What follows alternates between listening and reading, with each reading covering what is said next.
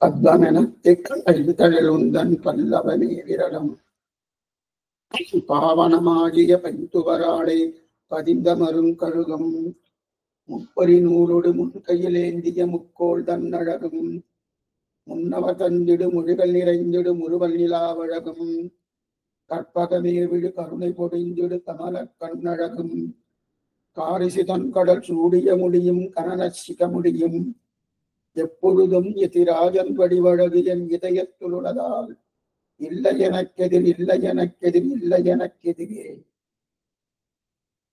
சுவாமி எவ்வாறு அனுகிரகித்தது இந்த ஸ்லோகமானது? எம்பெருமானுடைய வடிவழகை நாம் செவித்தோம் என்றாலே நமக்கு சமமானவர்கள் கிடையாதுன்னு தெரிவிக்கிறார் சுவாமி. அப்படி என்றால் அது ஒரு அகங்காரம் அல்ல, அது சாத்விக அகங்காரம் பேரு. அப்படின்னா அந்த ஆச்சாருடைய திருவடி பலத்தாலே எனக்கு என்னதான் கிடைக்காமல் போகும், நிச்சயம் சீகோய் கொண்ட பிராப்தி கிட்டும் என்கிற அரிய அந்த விஷயத்தை தெரிவிக்க வந்ததுதான் அந்த ஸ்லோகம்.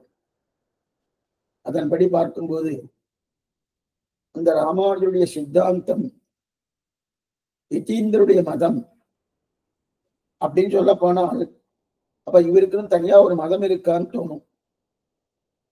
இவருக்குன்னு தனியா மதம் கிடையாது. சாஸ்திரம் என்ன சொல்லித்தோ அதுதான் யதீந்திரருடைய மதம். எம்பெருமானார் தரிசனம் என்று நம்பெருமாள் பெயரிட்டு நாட்டி வைத்தார் என்றுதான் நம்பெருமாள் தெரிவிக்கிறார். அப்படி இருக்க அந்த மதத்துடைய கொள்கை என்ன, அந்த மதத்துடைய சித்தாந்தம் என்ன, இதை நன்னா தெரிஞ்சுட்டா நமக்கு சம்பிரதாயத்துல இன்னும் நன்னா ஈடுபடுவதற்குண்டான ஒரு ஆச்சரியமான ஒரு சன்னிவேஷம் நமக்கு ஏற்படும்.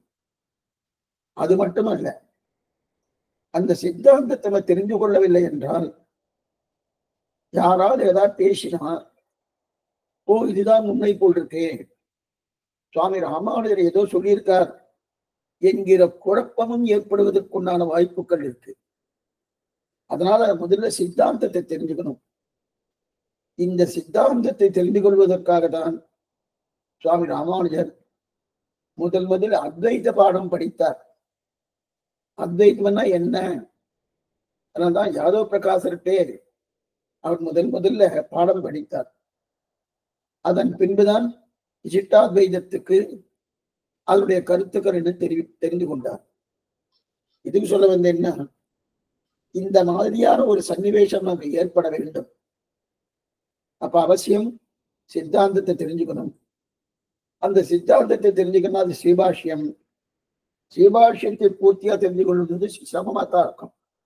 அதனாலே தொட்டையாச்சார சுவாமியுடைய சிஷ்யராக இருக்கக்கூடிய ஸ்ரீனிவாசாச்சார சுவாமி அவர் அனுகிரகித்த யதீந்திரமத தீபிகை என்று சொல்லக்கூடிய அந்த கிரந்தத்தை நாம் அனுபவித்துக் கொண்டிருக்கிறோம் கடந்த சில நாட்களாக. அதிலே நேற்றைய காலட்சேபத்திலே 3 விதமான பூர்வபக்ஷிகள் பார்த்தோம். அதாவது நையாயிகன் என்றுதான் தார்க்கிகன், மீமாம்சகன், மேற்கொண்டு அத்வைதி. 3 விதமான பூர்வபக்ஷி. தார்க்கிகன் ஒண்ணு தான் நையாயிகன், அத்வைதி, அதுக்கப்புறம் மீமாம்சகன் பேர். இந்த 3 பேர் என்ன தெரிவிக்கிறார் அப்படின்றத அவர்களுக்கு அறியப்படும் விஷயம் அதான் தெரியுமா. அதாவது அறிவும் உண்மை, அறியப்படும் அறிவும் உண்மையே அப்படின்னு தெரிவிக்கிறார். அதைத்தான் பிரிக்கிறாவ. அக்கியாதி, அனன்யாக்கியாதி, ஆத்மக்கியாதி, அசத்தியாதி, அனிர்வச்சனீயக்கியாதின்னு தெரிவிக்கிறார். இதுல 3 சம்பிரதாயத்துக்கார் என்ன தெரிவிக்கிறார். ஆனா சுவாமி தெரிவிப்பது சக்தியாதி. சுவாமி தெரிவிப்பது சக்தியாதி. இது என்னன்னு பார்ப்போம். ஒன்னும் கஷ்டமே இல்லை. இந்த சப்தங்கள்லாம் பார்க்கச்சே பயமா இருக்கும். ஒரு பயமும் இல்லை. ஆச்சரியமா நல்லா புரியும் பாருங்க. அக்கியாதின்னு தெரிவிக்கிறார். அக்கியாதின்னா முத்துச்சிப்பியை பார்த்தேன். அநேகமா இந்த மாதிரிதான் வரும். முத்துச்சிப்பி, தேவதத்தன், அதே போல பிரம்மதத்தன், இந்த பேர் தான் சாஸ்திரத்துக்கு ரொம்ப பிடிக்கும். இந்த பேர் வந்துட்டு இருக்கும். முத்துச்சிப்பியை பார்த்தேன். பார்த்த உடனே அதற்கு மேல ஒரு பல ஒரு பாலபல்யம் இருக்கணும். அந்த பாலபல்யத்தை பார்த்து வெள்ளின்னு பிரமிச்சேன். பார்த்தா வெள்ளின்னு பிரமிச்ச உடனே அது வெள்ளியா, அது பொய்யா உண்மையா? வெள்ளின்னு நான் பிரமித்தேன்னு பிரமிப்புது. அது உண்மை இல்லைன்னு சொல்ல முடியுமான்னா உண்மைதான் சுவாமி. ஏன் உண்மைதான் சொல்றாருன்னா, இந்த முத்துச்சிப்பை எங்க பார்க்கலாம்? கடற்கரையில பார்க்கலாம். ஆனா அதே கடற்கரையில நத்தையெல்லாம் பக்கத்துல இருக்கணும். அதை பார்த்து வெள்ளின்னு சொல்லலையே. அது நத்தை ஓடிட்டு இருக்கிறது மாதிரி வெள்ளின்னு சொல்லலையேனோ. ஏன் முத்துச்சிப்பியை பார்த்து வெள்ளின்னு சொன்னேன்னா, அதனுடைய ஆகாரம் ஏதோ அதுல இருக்கு. ஏதோ இருக்கு. வெள்ளியின் தன்மை ஏதோ ஒண்ணு ஒட்டிண்டு இருக்கு. அதனால்தான் சொன்னேன். அப்ப ஒட்டிந்து இருக்கக்கூடிய தன்மை உண்மைதானே. மேலும் சொல்றாரு, இந்த பிரமத்தையும் நான் ஏன் உண்மை சொல்றேன்னா, நல்லா பார்த்துக்கோ. இந்த பிரமம் ஏன் உண்மைன்றது இதைத்தான் நம்ம இன்னைக்கு காலட்சேபில பார்த்தோம். பஞ்சீகரணம் பண்ணினார்னு பேரு. பஞ்சீகரணம் என்றால் கொஞ்சம் நல்லா புரிஞ்சுக்கோ. 5 பூதங்கள் இருக்கணும். பிருத்திவி, அப்பு, தேஜஸ், வாயு, ஆகாசம். இந்த 5 முதல்ல இந்த 5 பூதங்கள் சிருஷ்டிக்கிறார். பண்ணின உடனே அதை சிருஷ்டித்த உடனே பஞ்சீகரணம் பண்றார். சிருஷ்டிகாரமும் பாகபுரம். சிருஷ்டி எப்படி என்ன இதுன்றது நம்ம மேற்கொண்டு பாகபுரம். ஆனா இந்த பஞ்சீகரணம் பண்றதுன்னா என்னன்னா, பிருத்திவின்னு ஒரு தத்துவம், அப்புன்னு ஒரு தத்துவம், தேஜஸ்னு ஒரு தத்துவம், வாயுன்னு ஒரு தத்துவம், ஆகாசம்னு ஒரு தத்துவம்.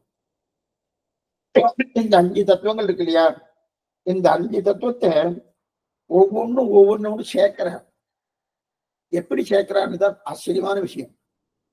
இந்த 5 தத்துவம் ஒரு தத்துவத்தை எடுத்துட்டார். பிருத்திவின்னு ஒண்ணு எடுத்துக்கிறான்னு வச்சுக்கோ. அதை பாதியா வெட்டுவார். அப்ப ஒரு பாதி வந்துட்டு மிச்சம் பாதி இருக்கு. ஒரு பாதி அப்படியே பிருத்திவியோடு சேர்த்துருவார். பிருத்திவியோடய அது இருக்கும். அப்ப என்னன்னா, பிருத்திவி என்று சொல்லக்கூடிய பூமி, இந்த பூமி அதோடய இருக்கும். அடுத்த மிச்சம் பாதி இருக்கு இல்லையா? அதை 4 பாகமாக ஆக்குவார். 4 பாகமாக ஆக்கச்சே அதுல ஒவ்வொரு பாகமும் ஒவ்வொரு பூதங்களை கொண்டு போய் சேர்ப்பார். வாயுல கொண்டு போய் சேர்ப்பார், அப்புல கொண்டு போய் சேர்ப்பார், தேஜஸ்ல கொண்டு போய் சேர்ப்பார், ஆகாசத்துல கொண்டு போய் சேர்ப்பார். இப்ப புரியுறதா? இதுதான் கலப்படம்னு பேரு. இதுக்குதான் பஞ்சீகரணம்னு பேரு. பஞ்சீகரணம்னு பேரு. ஒரு தத்துவத்தை பாதியாக வெட்டி மிச்சம் பாதியை 4ஆக பண்ணி அதோடு சேர்க்கிறார். இப்ப நல்லா பாத்துக்கோ. நான் கூட கலக்கிறானோ, கலக்கிறதுனா என்ன ஆயிருக்கு? ஆகாசத்துக்கு இருக்கக்கூடிய தன்மை வேறு, அதே போல வாயுவுக்கு இருக்கக்கூடிய தன்மை வேறு. ஆகாசத்துக்கு இருக்கக்கூடிய தன்மை எது? ஸ்பரிசம். பரிசம். ஆகாசத்தன்மை சப்தம். சாரி, ஆகாசத்தன்மை சப்தம். ஒரு சப்தம் வரும், அது ஆகாசத்தன்மை. வாயுடைய தன்மை இது ஸ்பரிசம், தொடு உணர்ச்சி. ஏன்னா வாயுவை நம்மளால் பார்க்க முடியாது, உணரத்தான் முடியும். அப்ப தொடு உணர்ச்சி வாயுடைய தன்மை. அக்னியுடைய தன்மை என்ன? ரூபம். அக்னிக்கு இருக்கக்கூடிய தன்மை ரூபம். நன்னா பிரகாசமா எரியறதே ஒரு ரூபத்தோடு எரியறதும் ரூபம். அதே போல ஜலம் என்று சொல்லக்கூடிய தண்ணீர், தண்ணீருடைய தன்மை என்ன? ரசம். தண்ணீர் ரொம்ப நன்னா இருக்கே சுவாமி அப்படின்னு சொல்றோமோ, தண்ணீருடைய தன்மை ரசம். பிருத்திவிக்கு இருக்கக்கூடிய தன்மை எது? கந்தம், வாசனை, மண் வாசனைன்னு சொல்றோமோ. அப்ப பிருத்திவிக்கு இருக்கக்கூடிய தன்மை கந்தம். இந்த 5ம் இங்கு கலக்கிறது. எப்படி கலக்கிறான்னா, நல்லா பாத்துக்கோ. இந்த 5ம் பிருத்திவிய பாதி பாகமா வெட்டி மிச்சம் பாதியை 4ஆக பிரித்து ஒவ்வொரு பூதத்திலையும் சேர்க்கிறான்னு பார்த்தோம். அப்ப பிருத்திவிக்கு இருக்கக்கூடிய தன்மை கந்தம் தானே. அந்த கந்தத்தோடு என்னென்ன சேர்க்கிறாங்க? எதிர்ப்பு புரியக்கா சொல்லு. அதாவது ஆகாசத்தின் தன்மை சப்தம் இருக்கணும், அந்த சப்தமா அதுல சேர்றது. வாயுவின் தன்மை ஸ்பர்சம் இருக்கணும், அந்த பரிசமா அதுல சேர்றது. அக்னியின் தன்மை ரூபம் இருக்கணும், அந்த ரூபமும் சேர்றது. ஜலத்தின் தன்மை ரசம் இருக்கணும், அந்த ரசமா அதுல சேர்றது. இத்தனையும் சேருது. சேர்ந்தாச்சுன்னா இந்த அஞ்சையும் சேர்ந்த உடனே நமக்கு என்ன தோணும்னா, சேர்ந்தா என்ன சுவாமி ஆகும்? ஒண்ணும் இல்லை. இப்ப நம்ம ஆகாசத்தை பார்க்கிறோம். ஆகாசத்தை பார்க்கச்சு அது நீளமா இருக்கணும். எதனால நீளமா இருக்கு? என்ன காரணம்? அது நீளமா இருப்பதற்கு என்ன காரணம்? என்ன? நைல்யம் என்பது ஒரு ரூபம். அது நீளம் என்பது ரூபம். அந்த ரூபம் எதுனா அக்னிக்கு இருக்கக்கூடிய குணம் ரூபம். என்ன பாத்துங்க, அக்னிக்கு இருக்கக்கூடிய குணம் ரூபம். அந்த அக்னி உருவாவதற்கு முன்னாடியே ஆகாசம் உருவாச்சு. ஆகாசாத் வாயு, வாயோர் அக்னிகி, அக்னிராபகா, அத்ய பிருத்திவின்னு சாஸ்திரம் சொல்றது தைத்திரிய உபனிஷத்து. அப்ப ஆகாசம் உருவாவதற்கு முன்னாடியே இன்னும் அக்னி உருவாவதற்கு முன்னாடி ஆகாசம் உருவாயிடுச்சு. அப்படிங்கச்சு ஆகாசத்தை பார்த்தா இப்ப ரூபம் தெரியுது.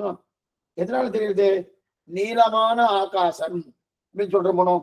நீளமான ஆகாசம் என்னன்னா, பகவான் பஞ்சீகரணம் பண்ணி அஞ்சையும் தனித்தனியா இருந்தா உதவாது. பஞ்சீகரணம் பண்ணலன்னு வச்சுக்கோ. பஞ்சீகரணம் பண்ணல, ஆகாசம் ஆகாசமா இருக்கு, வாயு வாயுவா இருக்கு, பிருத்திவி பிருத்திவியா இருக்கு, அதே போல அக்னி அக்னியா இருக்குன்னா அப்ப தனித்தனியா இருந்தா அது உதவாது. இந்த 5 குணத்தையும் கலப்படம் பண்ணணும். முதல்ல கலப்படம் தான் பண்ண. கலப்படம் பண்ணினாதான் வேலையாகும். பிரியத்துக்கு எந்த ஒரு வஸ்து வந்தனும் அந்த வஸ்துவே தனியா இருந்தா அது ஒண்ணு வேலை நடக்காது. பிரியத்துக்காக சொன்னேன். தங்கம் இருக்கணும். தங்கம் 24 கேரட்னு சொல்றார். 24 கேரட் தான் சுத்த தங்கம்ன்றார். அந்த சுத்த தங்கத்தால ஒண்டியானம் பண்ண முடியுமா? அது நெக்லஸ் பண்ண முடியுமா? கம்மல் பண்ண முடியுமானா பண்ண முடியாது. அதோட கொஞ்சம் சேர்க்கணும். எத்தையா சேர்க்கணும். கொஞ்சம் என்ன சேர்க்கணும்? தாமிரத்தை சேர்க்கணும், காப்பர். அதை சேர்க்கணுமானோ? அதை சேர்த்தா தான் அப்ப என்ன ஆகுது? 2% கேட்கிறா. இது 24 இல்லை 22 அப்படின்னு தெரிவிக்கிறா இல்லையா? அது சேர்த்தாச்சுன்னா அப்போ ஒட்டியான வருதுன்னு. சேர்க்கலன்னா வருமானா வராது, வரவே வராது. ஏன்னா நாம எது பண்ணணும், என்ன பண்ணணும்? ஏதோ ஒண்ணு சேர்க்கணும். சேர்த்தா தான் வரும். அதே போல பஞ்சபூதங்களை சேர்த்தா தான் நடக்கும், இல்லைன்னா நடக்காது. அது சேர்த்தபடியால என்ன ஆகுது?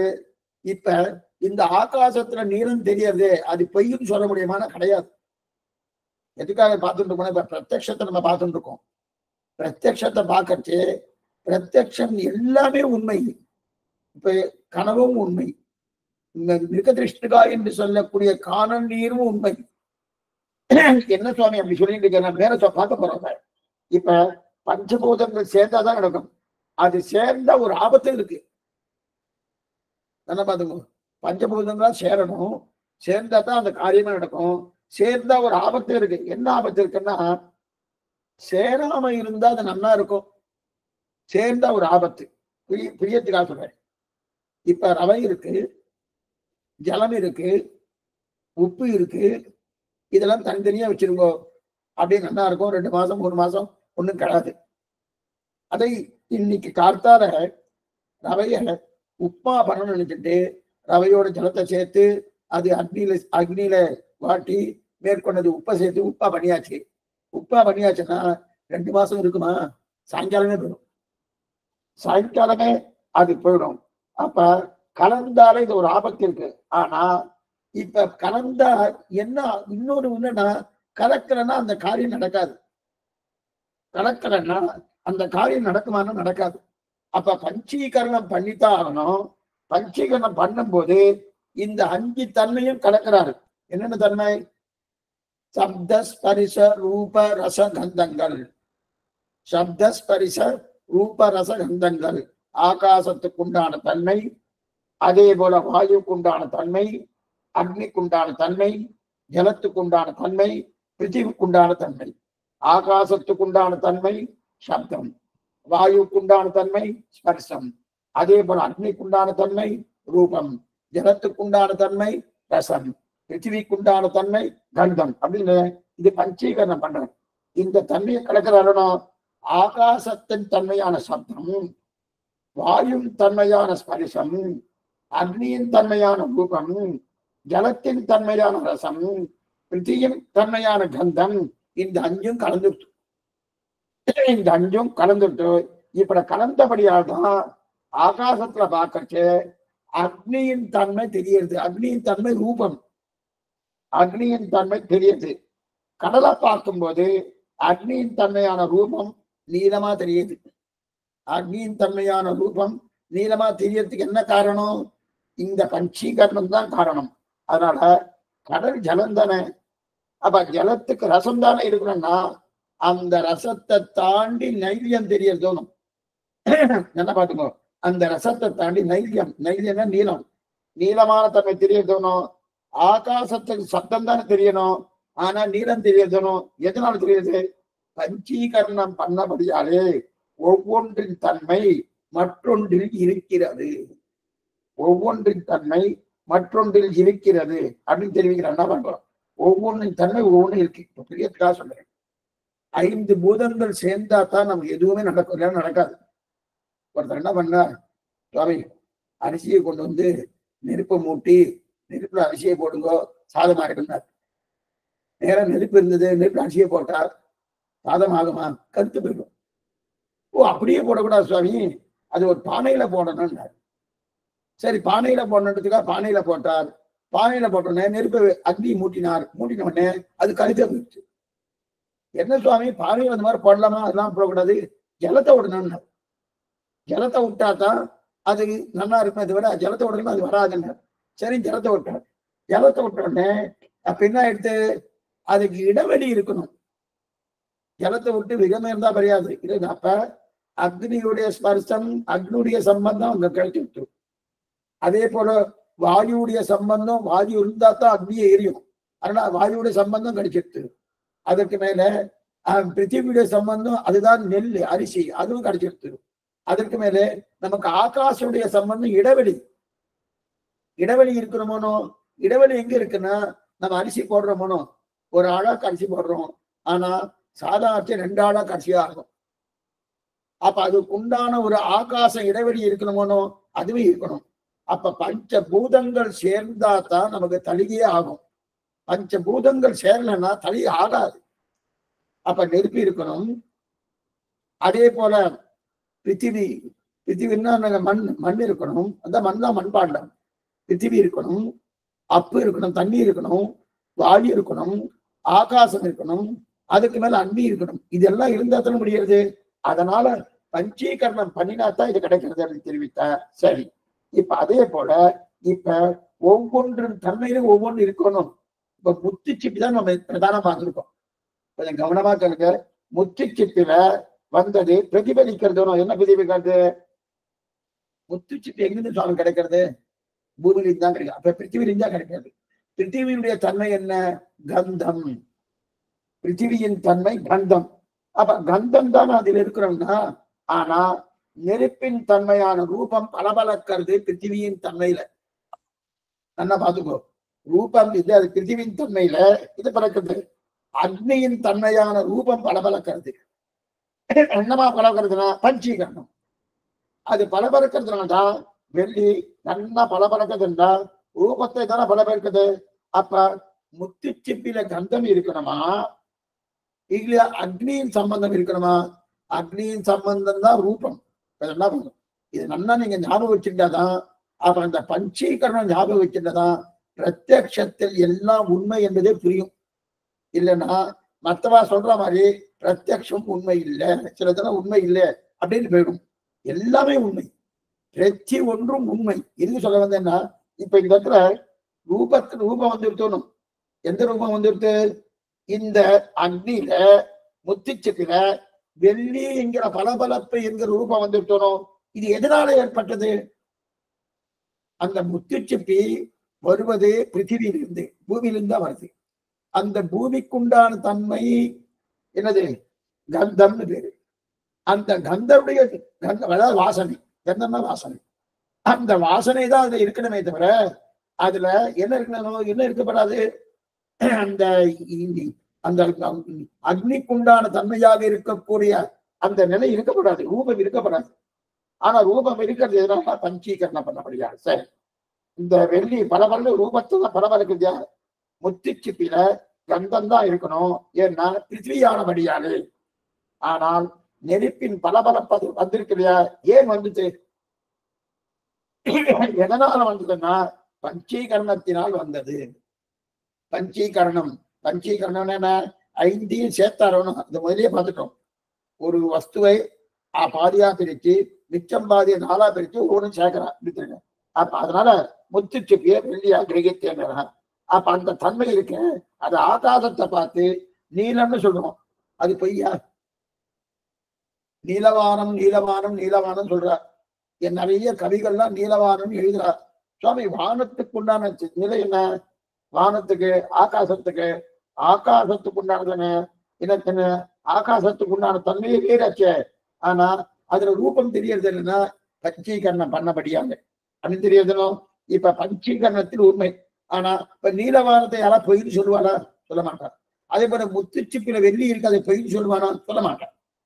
ஆனா இது ரெண்டு நிலை இருக்கு. பிரமா பிரமம் இது ரெண்டும் இருக்கு. இப்ப பிரமிக்கிறான் முத்துச்சிப்பில வெள்ளியை போல. அதுவே பிரமா ஆகும். எப்ப பிரமா ஆகுது? பிரமான்னா பிரமாணம். பிரமா கரணம்னு பேரு. பிரமா கரணம் வேறு, பிரமை வேறு. ஆனா இப்ப நம்ம சொல்றது என்னன்னா முத்துச்சிப்பியில் வெள்ளியை பிரமித்தார் அப்படின்னு சொல்றோம். அப்ப பிரமையும் இருக்கு. இப்ப பிரமைன்னா என்னது? இப்ப ஒண்ணு பார்ப்போம். இப்ப 6 விஷயங்கள் பார்த்தோமோ. என்னென்ன விஷயங்கள்?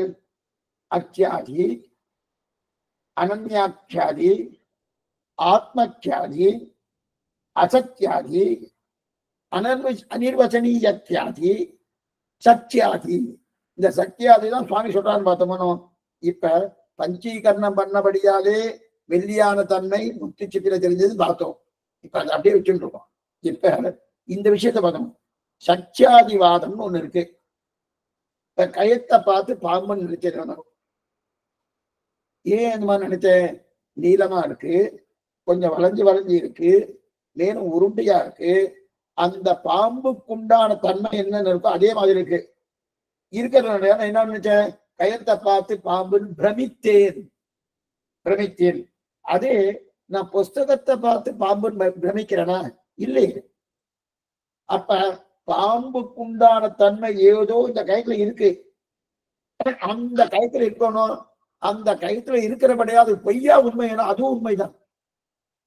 பாம்பு இது பாம்பு இல்ல. ஆனா அந்த பாம்புக்குண்டான தன்மையில ஏதோ ஒரு 1, 2 இதுல இருக்கணும். அந்த தன்மை உண்மைதான். மேலும் முதல்ல அதை பார்ப்பவன் உண்மைன்னு நம்புறான். ராத்திரி வீட்டுல வந்த உடனே கயத்தை பார்த்தான். பாம்புன்னு நினைச்சிட்டு இருக்கான். அது நம்புறாங்க. அப்போ அதே போல முத்துச்சிப்பிய பார்த்து வெள்ளியின் நம்புகிறான். அது இன்னொன்ன பார்த்து முத்துச்சிப்பி ஞானம் வருதானா? வருது இல்லையே. இதற்கு என்ன பேருனா ஏற்கனவே நினைச்சது பிரமம் என்று புரிந்து கொண்டான். இந்த பிரமம் பிரமா ஆகும். என்ன பாத்துக்கோ, இந்த பிரமம் பிரமா ஆகும். எப்ப பிரமா ஆகும்? எப்ப பிரமம் வரும்? எப்ப பிரமா சுவாமி பிரிக்கிறார். பிரமம் பிரமா அப்படின்னு பிரிக்கிறார். அப்படின்னா என்ன அர்த்தம்னா, முதல்ல முத்துச்சிப்பியில வெள்ளியின் தன்மை இருக்கு இல்லையா? அப்ப முத்துச்சிப்பியும் முத்துச்சிப்பி அங்கமும் இருக்கு. நல்லா பாருங்க, முத்துச்சிப்பியுடைய அங்கமும் இருக்கு, வெள்ளியும் அதுல கலந்து இருக்கு. ஆனா அது பிரமிக்கிறான். இது வெள்ளியும் பிரமிக்கிறான்னு. ஆனா இந்த இடத்துல பாருங்க, இந்த பிரமம் அந்த பிரம்மம் பஞ்சீகரணம் பண்ணினார் இல்லையா? அனைத்து தன்மையும் இருக்கணும்.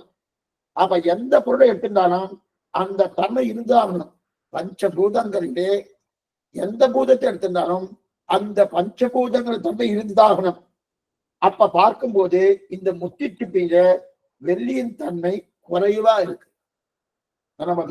வெள்ளியின் தன்மை குறைவா இருக்கு. ஆனாலும் அந்த தன்மை இருக்கு. வெள்ளியின் தன்மை பூர்ணமா இல்லைன்னு சொல்ல முடியாது.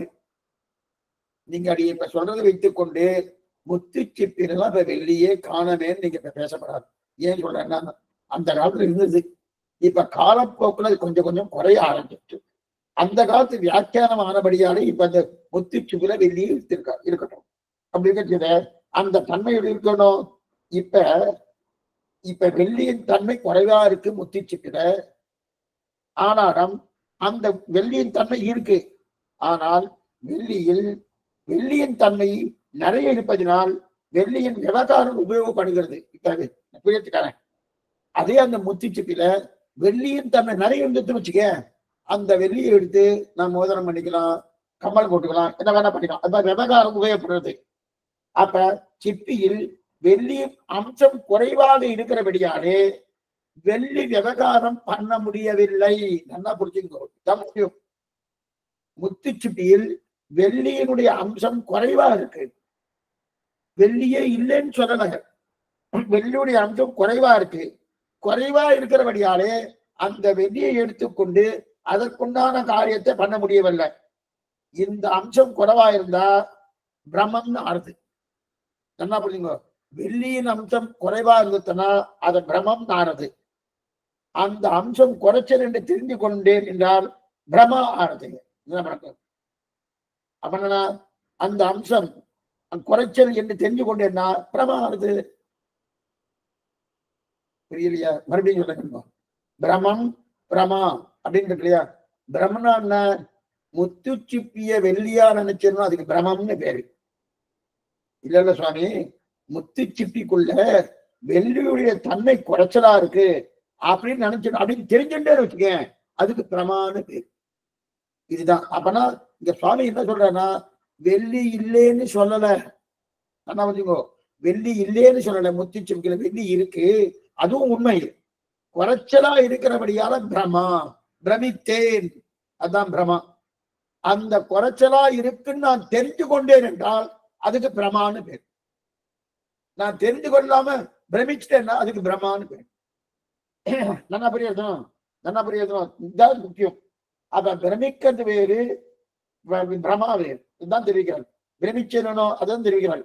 அப்ப இதுல என்ன சொல்றது? குறைச்ச பிரமம் பிரமா. பிரமம் வேறு பிரமா வேறு. பிரமம் நானா அந்த மாதிரி நினைச்சுட்டேன், உண்மையிலே அது நிறைய இல்லை. உண்மையிலே இல்லைன்னு சொல்லப்படாது. உண்மையிலே நிறைய இல்லை, நிறைய இருக்கும்படியான ஒரு தன்மையை நினைத்தபடியாலே அதுக்கு என்ன பேரு?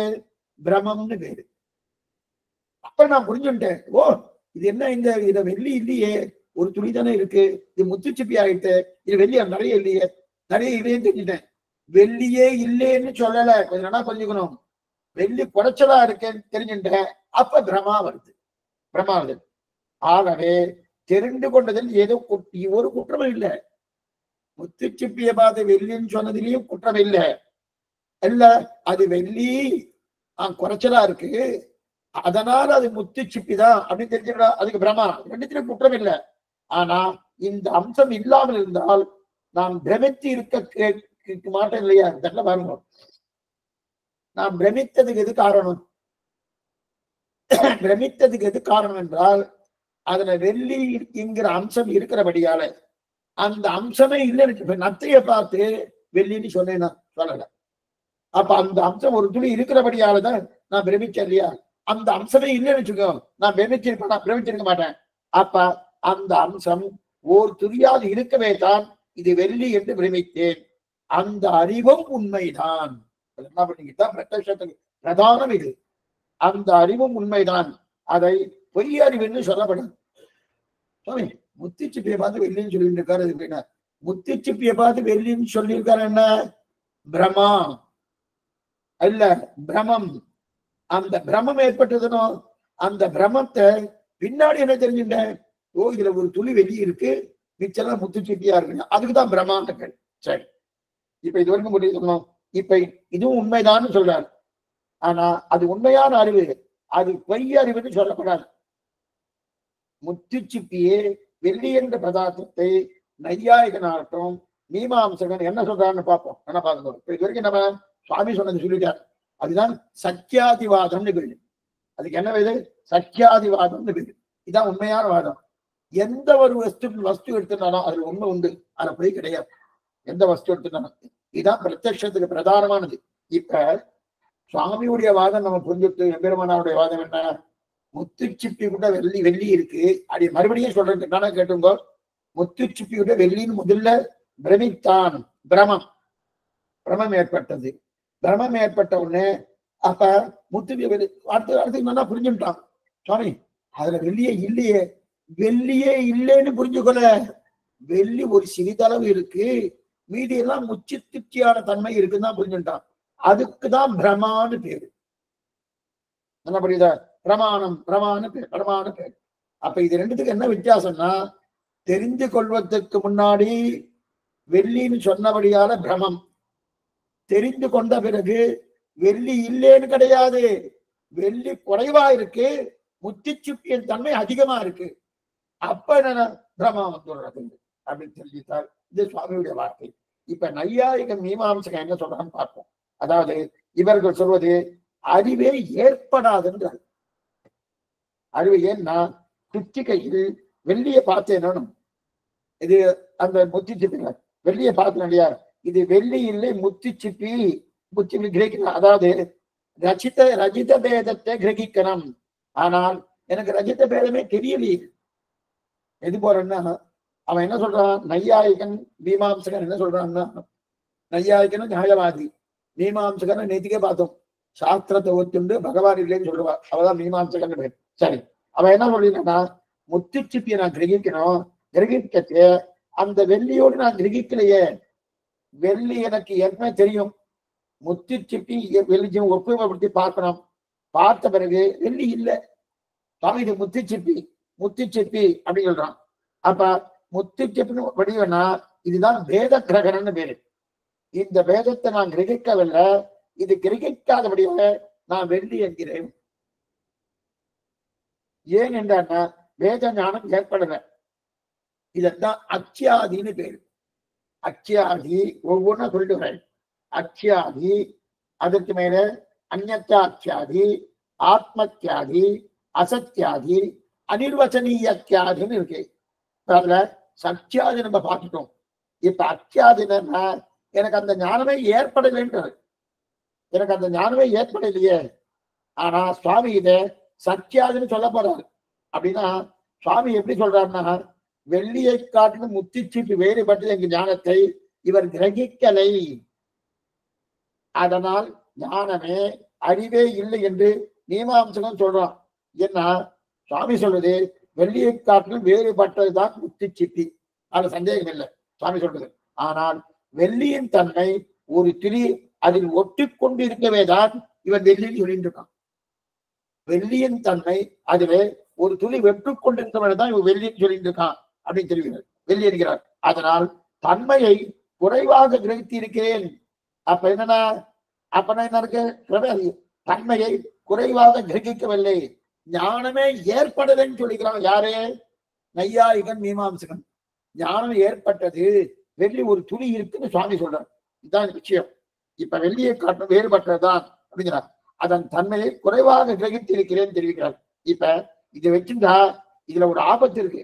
அதாவது அந்த காலத்துல புரியத்துக்காக சொன்னேன், இது ஒரு எக்ஸாம்பிள் சொன்னா உங்களுக்கு நல்லா புரிஞ்சிடும். அந்த காலத்துல வைர ஊசி புடவைன்னு கேள்விப்பட்டிருக்கேல.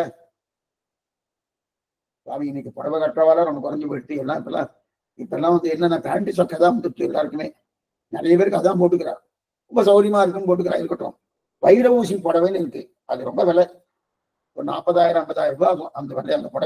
அந்த புடவைய அந்த அதுக்கு வைர ஊசி புடவைன்னு பேரு. அந்த புடவையை ஒரு 25 வருஷம் கழிச்சு கொடுத்தாலே அப்பவே அவ என்ன பண்ணுவானா 20,000 ரூபாய் விட்டுருவா. அந்த அளவுக்கு அதுக்கு வேல்யூ இருக்கக்கூடிய அந்த புடவை. ஏன்னா அதுல வெள்ளி அதிகமா இருக்கும், அதனால அதுக்கு வைர ஊசி புடவைன்னு பேரு. வெள்ளி அப்படியே இருக்கு, வெள்ளி கொஞ்சம் தங்கம் கூட கொஞ்சம் கொஞ்சம் கொஞ்சம் இருக்கும். அப்ப அந்த வெள்ளி இருக்குன்னு ஒத்துக்கிறோம் இல்லையா? அப்ப வெள்ளியால் ஜெயிக்கப்பட்ட புடவைன்னு ஒத்துக்கிறோம். ஆனால் அதை அப்படியே வளையல் பண்ண கொடுக்கலையே, என்ன பாத்துக்கோ. அப்ப அந்த வெள்ளியால் வைக்கப்பட்ட அந்த புடவை அப்படியே வளையல் பண்றோமா? கொடுக்கல. அது இது வெள்ளித்தன்மை இருக்கு, புடவையிலே வெள்ளித்தன்மை இருக்கு, முத்துச்சிப்பிலே வெள்ளித்தன்மை இருக்கு, புடவையிலும் பளபளப்பு இருக்கு, முத்துச்சிப்பிலையும் பளபளப்பு இருக்கு. இந்த பளபளப்பை எப்படி பயன்படுத்துகிறாருன்னு சொல்றார் சுவாமி. அதாவது இந்த பளபளப்பு புரியத்துக்காக சொல்றேன். இப்ப வெள்ளிய போட்டாச்சுன்னா பளபளப்பு வரும். இப்ப அந்த பளபளப்புக்குன்னு சில குழந்தைகள்லாம் இப்ப நிறைய போட்டு சம்கி போட்டுக்கிறா பாருங்க. நீங்க பாத்துருக்கீங்க சம்கி எல்லாம் போட்டுக்கிறாங்க. இந்த எக்ஸாம்லாம் சொல்லப்படாது, இருந்தாலும் நமக்கு புரியத்துக்காக சொல்றேன். சம்கி போட்டுக்கிறா இல்லையா? சம்கி போட்டுக்கணும்னா குழந்தைகள் தான் போட்டுக்கணும், பெரியவாళ్ళ போட்டா நல்லா இருக்கும். அப்படிங்கிற குழந்தைகள் போட்டுக்கிறா இல்லையா? அந்த சம்கி வெயிறாருன்னா, அந்த சம்கி தைக்கிறாருன்னா அந்த இடத்துல வெள்ளியை வைக்கணும். வெள்ளியை வைக்கக்கூடிய இடத்துல சம்கியை வைக்கிறாரோ இதே அது இந்த இடத்துல பாருங்க. முத்துச்சிப்பை வைப்பறாருன்னா முத்துச்சிப்பி தான் வைக்கணும். இதெல்லாம் முத்துச்சிப்பி தான் வைக்கிறது தான். சம்கின்றது பின்னாடிதான் ஏற்பட்டது. நல்லா பாத்துக்கோ, சம்கி பின்னாடிதான் ஏற்பட்டது. இதற்கு முன்னாடி எல்லாம் முத்துச்சிப்பி தான் வச்சுட்டு இருந்தா. ஏன் முத்துச்சிப்பின்னா வெள்ளியான தன்மை இதுல இருக்கிறபடியாலே. அப்ப வெள்ளி இல்லைன்னா வந்து ஞானம் அவளுக்கு இருக்கா? இல்லையே, வெள்ளி உண்டு தான் வச்சுட்டு இருக்கா. அதனாலதான் முத்துச்சிப்பி அங்க வச்சுட்டு இருந்தா. அதுக்கப்புறம் முத்துச்சிப்பி வைக்கிறத விட்டுட்டு அதுக்கப்புறம் சம்கியோ அதுக்கு உண்டான பலபலப்பு எது இருக்கோ, என்னன்னா வெள்ளிக்குண்டான தன்மை எதெல்லாம் இருக்கோ அதை வச்சுட்டு இருக்கா இல்லையா? அப்ப இவர் என்ன சொல்றாருன்னா இந்த ஞானமே ஏற்படலன்ற. அப்ப ஞானமே ஏற்படலைன்னா அந்த படவையில அந்த முத்துச்சிப்பியை வச்சு தச்சிருக்கப்படாது. அதே போல சம்கியை வச்சு தச்சிருக்கப்படாது. ஏன்னா வெள்ளிக்குண்டான தன்மையே இந்த முத்துச்சிப்பில இருக்கு, வெள்ளிக்குண்டான தன்மை இந்த சம்கியில இருக்கு. அதனால வச்சு தைக்கிறாருனோ. இதெல்லாம் சின்ன குழந்தைக்கு பாவாடை தைச்சிருச்சு ரொம்ப நன்னா இருக்கும். அப்ப அதே தன்மை இருக்கவே தான் வெள்ளியின் பயன்பாட்டை முத்துச்சிப்பி கொடுக்கிறது என்பதற்காக தான் வைக்கிறார். என்ன பார்த்துக்கோ, வெள்ளியினுடைய பயன்பாட்டு முத்துச்சிப்பி கொடுக்கறதுன்னு வைக்கிறா இல்லையா? அதுவும் உண்மைதான்றார், பொய் கிடையாது. எந்த ஒரு வஸ்துவும் உண்மைதான். அதனால பொய் என்று சொல்லாதே. ஆக ஞானமே ஏற்படவில்லை என்று சொல்லாதே. என்ன பார்த்துக்கோ, ஞானமே ஏற்படவில்லை என்று சொல்லாதேன்னு மீமாம்சகம் சொல்றான். ஆனா ஞானமே ஏற்படல சுவாமி. என்ன ஞானம் இல்ல? அதுக்குள்ள வெள்ளி இருக்குங்கிற ஞானமே ஏற்படலன்னு சொல்லாத. வெள்ளி இருக்குன்ற ஞானமே ஏற்படலன்னா உடவே தைக்க மாட்டார், அதுக்கு தகுந்த சம்கி போட மாட்டார். அதனால நிச்சயமா ஞானம் ஏற்பட்டுன்னு சொல்லி மீமாம்சகோட விஷயம். அதுக்கு நையாயிக்கன் என்ன சொல்றாருன்னா இந்த முத்துச்சிப்பில வெள்ளி என்று கிரகித்தாயில அந்த கிரகித்தது ஒரு தனி ஞானம்னு சொல்றோம். இவனுக்கு எல்லாமே தனித்தனியா இருக்கணும். இந்த நையாயிக்கன் இவன் நியாயவாதி இல்ல. நியாயவாதினாலே எல்லாம் தனித்தனியா பிரிச்சுடுவான். பிரிச்சு என்ன பண்ணுவோம்னா இந்த முத்துச்சிப்பி வெளியே கிரகிச்சிருக்கணும், அது தனி ஞானம். இவர் எப்போதும் தனித்தனியா கைத்த பாம்பா நினைச்சிடணும், கயிறு தனி ஞானம். பாம்பு தனி ஞானம், கைத்த பாம்பா நினைச்சிடணும், அது மூணாவது ஞானம். இந்த மாதிரி ஞானம் சொன்னா லட்சக்கணக்கில் ஞானம் போயிட்டு இருக்கும். லட்சக்கணக்கில் ஞானம் போயிட்டு இருக்கும். முகத்துல இந்த மாதிரி இருக்க போக முடியாது, அது ஆகாது. இதற்கு மேல வேற ஒன்றையும் சொல்ல போகிறாருன்னா அதெல்லாம் என்ன சொல்றான், நீ நினைக்கிற மாதிரி அது ஞானம் மட்டும் இல்லை, அது அறிவுதான். ஆனா அது ஒண்ணுதான், அது பிரமித்தான், பிரமிப்பு. அதுக்கு மேல அது பிரமா ஆறுது. தெரிஞ்சுட்டாச்சுன்னா அது பிரமா ஆடுது, பிரமாணம் ஆடுது. பிரமாணம் ஆகிறதுக்கு முன்னாடி என்ன பிரமிப்பு ஏற்படுத்தணும். அந்த பிரமிப்பு தான் தெரிவிக்கிறார். இது யார் பண்ணது? அக்ஷியாதின்னு பேர். இதற்கு அக்ஷியாதின்னு பேரு. அதுக்கப்புறம் ஆத்ஞாதி, ஆத்மத்தியாதி. எந்த பொருளும் கிடையாது, ஆத்மாவை எல்லா பொருளா பாதிக்கிறது. இவர் என்ன சொல்றாரு? எந்த பொருளும் கிடையாது, ஆத்மாவை எல்லா பொருளும். அதாவது வேற எந்த பொருளும் கிடையாது. இந்த ஆத்மாவுடைய பிரதிபலிப்பு தான் சுவாமி. இதெல்லாம் ஆத்மாங்கிற ஞானம் மட்டும்தான் உண்மை. அந்த ஞானத்தால் பாம்பு தெரியாது, அந்த ஞானத்தால் கயிறு தெரியாது, அந்த ஞானத்தால் கயிறு பாம்பு இந்த பிரமம்லாம் தெரியாது. வேற எதுவும் உண்மை கிடையாதுன்ற. இது யாரு? மூன்றாவது யார் சொன்னது? நையாயிகன். மீமாம்சகன் சொன்னது அந்த ஞானமே ஏற்படலைன்னு. இவர் என்ன சொல்றாருன்னா இந்த ஞானம் ஏற்படுறதுன்னா ஆத்மாவால, அந்த ஞானத்தால் இந்த கைத்த பாமா நினைக்கிறது ஆத்மாவால, அதே போல கயிறு தனியா நினைக்கிறது ஆத்மாவால அப்படின்னு தெரிவிக்கிறார். ஏன்னா இது வேற எதுவும் உண்மை இல்லை, ஆத்மா ஞானம் என்பது உண்மை. என்ன வரணும்? ஆத்மா ஞானம் என்பது உண்மை, தனித்தனியான ஞானம் இல்லை என்றார். தனியான ஞானமே இல்லை. ஆத்ம ஞானம் மட்டுமே உண்மை. மற்றதுன்னா தனி தத்துவமே கிடையாதுன்றார். இது சொல்றது யாரு? நையாயிகன். தனி தத்துவமே கிடையாது, ஆத்மா ஞானம் மட்டும் உண்மை, மித்ததும் கிடையாதுன்றார். தனிக்கலாம். அந்த ஞானத்தை விட கயிறு என்று தனி தத்துவமே கிடையாது. இது இவர் சொல்றது. அப்ப பான்பு என்கிற தனி தத்துவம் உண்டா? கிடையாது சுவாமி. நம் சம்பிரதாயத்துல உண்டு, அவ கிடையாதுன்றாரு. இதுதான் தோற்றுகிறது. அப்ப அதுக்கு என்ன பேரு? ஆத்ம கியாதின்னு பேரு. ஆத்ம கியாதின்னு பேரு. இது இரண்டாவது. அடுத்தது மூன்றாவது அனிர்வச்சனீய வாதம். அனிர்வச்சனீய வாதம் அப்படின்னா அனிர்வச்சனீயம், எதுன்னு சொல்ல முடியாது. அனிர்வச்சனீயம்னாலே எதுன்னு சொல்ல முடியாது. இது யார் தெரியுமா? அது அத்வைதி. அத்வைதி இது மாயாவாதிகள்னு பேரு. அவளுக்கு பேரே மாயாவாதிகள்னு பேரு. அவன் வந்து என்ன சொல்றா, எதுன்னு சொல்ல முடியாதுன்னு. பிரம்மம் எப்படி இருக்கு சுவாமி? பிரம்மத்துக்கு உருவம் இருக்கா? கிடையாது. பிரம்மத்துக்கு ரூபம் இருக்கா? கிடையாது. பிரம்மத்துக்கு குணங்கள் உண்டா? கிடையாது. பிரம்மம் எப்படி இருக்கும்? அதுக்கு சொல்லணுமோ, இப்படி இருக்குன்னு சொல்லணுமோ, அது என்னுடைய வாயால சொல்ல முடியாது. எப்படி இருக்கும் சுவாமி? எப்படியோ இருக்கும், எப்படின்னு சொல்ல முடியாது. இது சமாதான வாசம். இதான் பதில். இதான் பதில் யாருக்கு? அத்வைத்துக்கு. இதான். அதுக்குதான் அனிர்வச்சனீயம், என் வாக்காலே சொல்ல முடியாத அளவுக்கு பிரம்மம் இருக்கும். அது அனிர்வச்சனீயம். ஆத்மா எப்படி இருக்கும்? அனிர்வச்சனீயம். பிரம்மத்தை தவிர அனைத்தும் பொய். பிரம்ம சத்தியம், ஜெகத் மித்யா, ஜீவோ பிரம்ம இவ நாபரகா, இது வேதாந்த டிண்டியமகா. அப்படின்னா பிரம்மம் மட்டுமே சத்தியம், அனைத்து பொய். இவர் சொல்றது சிற்றிமையை பார்த்து வெள்ளிங்கிற ஞானம் வருகிறதே, அது மித்யா. ரஜத்தம் என்கிற ஒரு நிலை வருகிறது என்கிற மித்யா. ரஜத்தம் என்றாலும் பொய், வெள்ளி. இப்ப இவர் என்ன சொல்றாரு? அத்வைத்தி என்ன சொல்றாருன்னா, முத்திச்சிப்பிய வெள்ளியை பார்த்து அந்த வெள்ளி உண்மைன்னு நாம சொன்னோம். நாமன்னா அந்த சுவாமி ராமானுஜர் சொன்னார்னு அர்த்தம். அந்த மாதிரி ஞானமே ஏற்படாதுன்னு மீமாம்சகம் சொல்றான். இல்ல இல்ல, அந்த மாதிரி ஞானம் உண்டு, அது தனி ஞானம் சொல்றது யாரு? நியாயவாதம் சொல்றான். இப்ப அத்வைத்தி என்ன சொல்றாருன்னா, அந்த ஞானம் இருக்கணும், அது அது வெள்ளின்னு சொல்லணும். அந்த வெள்ளிக்கு என்னத்தா பேரு? பொய் வெள்ளின்னு பேரு. அந்த பொய் வெள்ளின்னு பேரு ரஜத்தம்னு சொல்லுவான். ரஜத்தம்னா வெள்ளி. அந்த ரஜத்தம் நிலை வருது இல்லையா, அது மித்யா, பொய். பொய்யில மித்யா ரஜத்தம், அப்படின்னா பொய் வெள்ளி. முத்திச்சிப்பியில் வெள்ளி என்று பொய் வெள்ளி. சரி சுவாமி, பொய்யான வெள்ளி எதனால ஏற்படுறது? முத்திச்சிப்பிக்குள்ள இப்ப நாம இது வரைக்கும் சொன்னது நாமன்னா ராமானுஜர். அடிக்கடி சொல்லிட்டே இருக்க வேண்டிய அவசியம் இல்லை. நாம சொல்றோம்னா ராமானுஜ சம்பந்தம் சம்பிரதாயத்துடைய அவருடைய சித்தாந்தம் என்னமோ அதான் நம்ம சொல்லிட்டு இருக்கோம். சுவாமி ராமானுஜன் என்ன சொல்றாருன்னா, அது பொய் இல்ல, அந்த முத்திச்சிப்பியில் வெள்ளியும் உண்மைன்னு சொல்லிட்டு இருக்காரு. ஆனா அத்வைத்து சொல்றது அந்த வெள்ளி பொய். சரி, எதனால பொய்ன்னு சொல்லணுமோ? இப்ப நம்ம எதனால மெய் உண்மைன்னு நம்ம சொல்லிட்டோம். எதனால உண்மைன்னா பஞ்சீகரணம் பண்ணபடியாலே உண்மைன்னு சொல்லிட்டோம். இப்ப அது ஒரு பொய்ன்னு சொல்றாருனோ, எதனால பொய்ன்னு சொல்ற? எதனால எப்படின்னா அவித்யாலே ஏற்பட்டது. இந்த அவித்யான்னு ஒரு சப்தம் ஒரு வச்சுருப்பார் அத்வைத்துக்கு. அவித்யா அப்படின்னா, அவித்யான்னா பிரம்மத்துக்கு அவித்தை. பிரம்மமே பலவா தோன்றது, எனக்கு எல்லாம் இருக்கு எல்லாம் இருக்குன்னு நினைச்சுக்கிறது, அதுக்கு அவித்தை.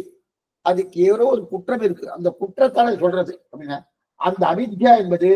அவித்யா எப்படி இருக்கும் சுவாமி? அது அனிர்வச்சனீயம். அதுவும் என்னுடைய வாக்கால சொல்ல முடியாது. பிரம்மத்தை எப்படி இருக்குன்னு என் வாக்கால சொல்ல முடியாது, அவித்யை எப்படி இருக்குன்னு சொல்ல முடியாது.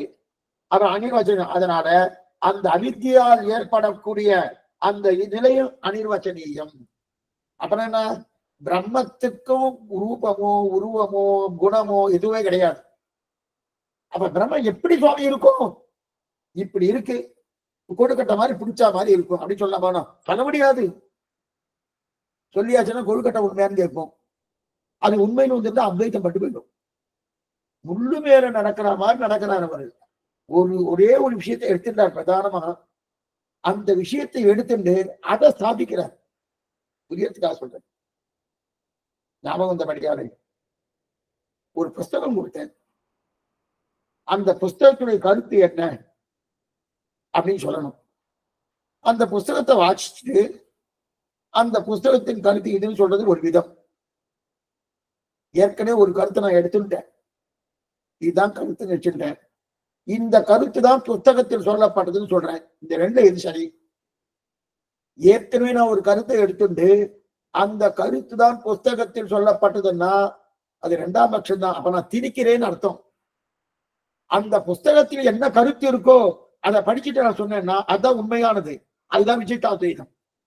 ஏற்கனவே அத்வைத்தம் நான் முடிவு பண்ணிட்டேன், அதை நான் சாஸ்திரத்தில் காமிக்கிறேன் எனக்கு வரணும். அப்ப என்ன பண்றதுன்னா அதுக்கு ஏதோ சப்ப கட்டணே இருக்கணும், சப்ப கட்டிட்டே இருக்கணும். கட்டிட்டே இருக்கணும். பகவான் ரூபம் இருக்குன்னு சொல்லி இருக்கே சுவாமி, நான் சொல்லட்டுமே, அனிர்வச்சனையும் என்னால சொல்ல முடியாது. இதனாலதான் அங்க ப்ராப்ளமே இதுதான். அதனாலதான் அத்வைத்தத்துல ஃபுல்பில் கிடையாது, பூர்த்தி இருக்குவானா இருக்காது. இருக்கு, அந்த விஷயத்துக்கு போக வேண்டாம்.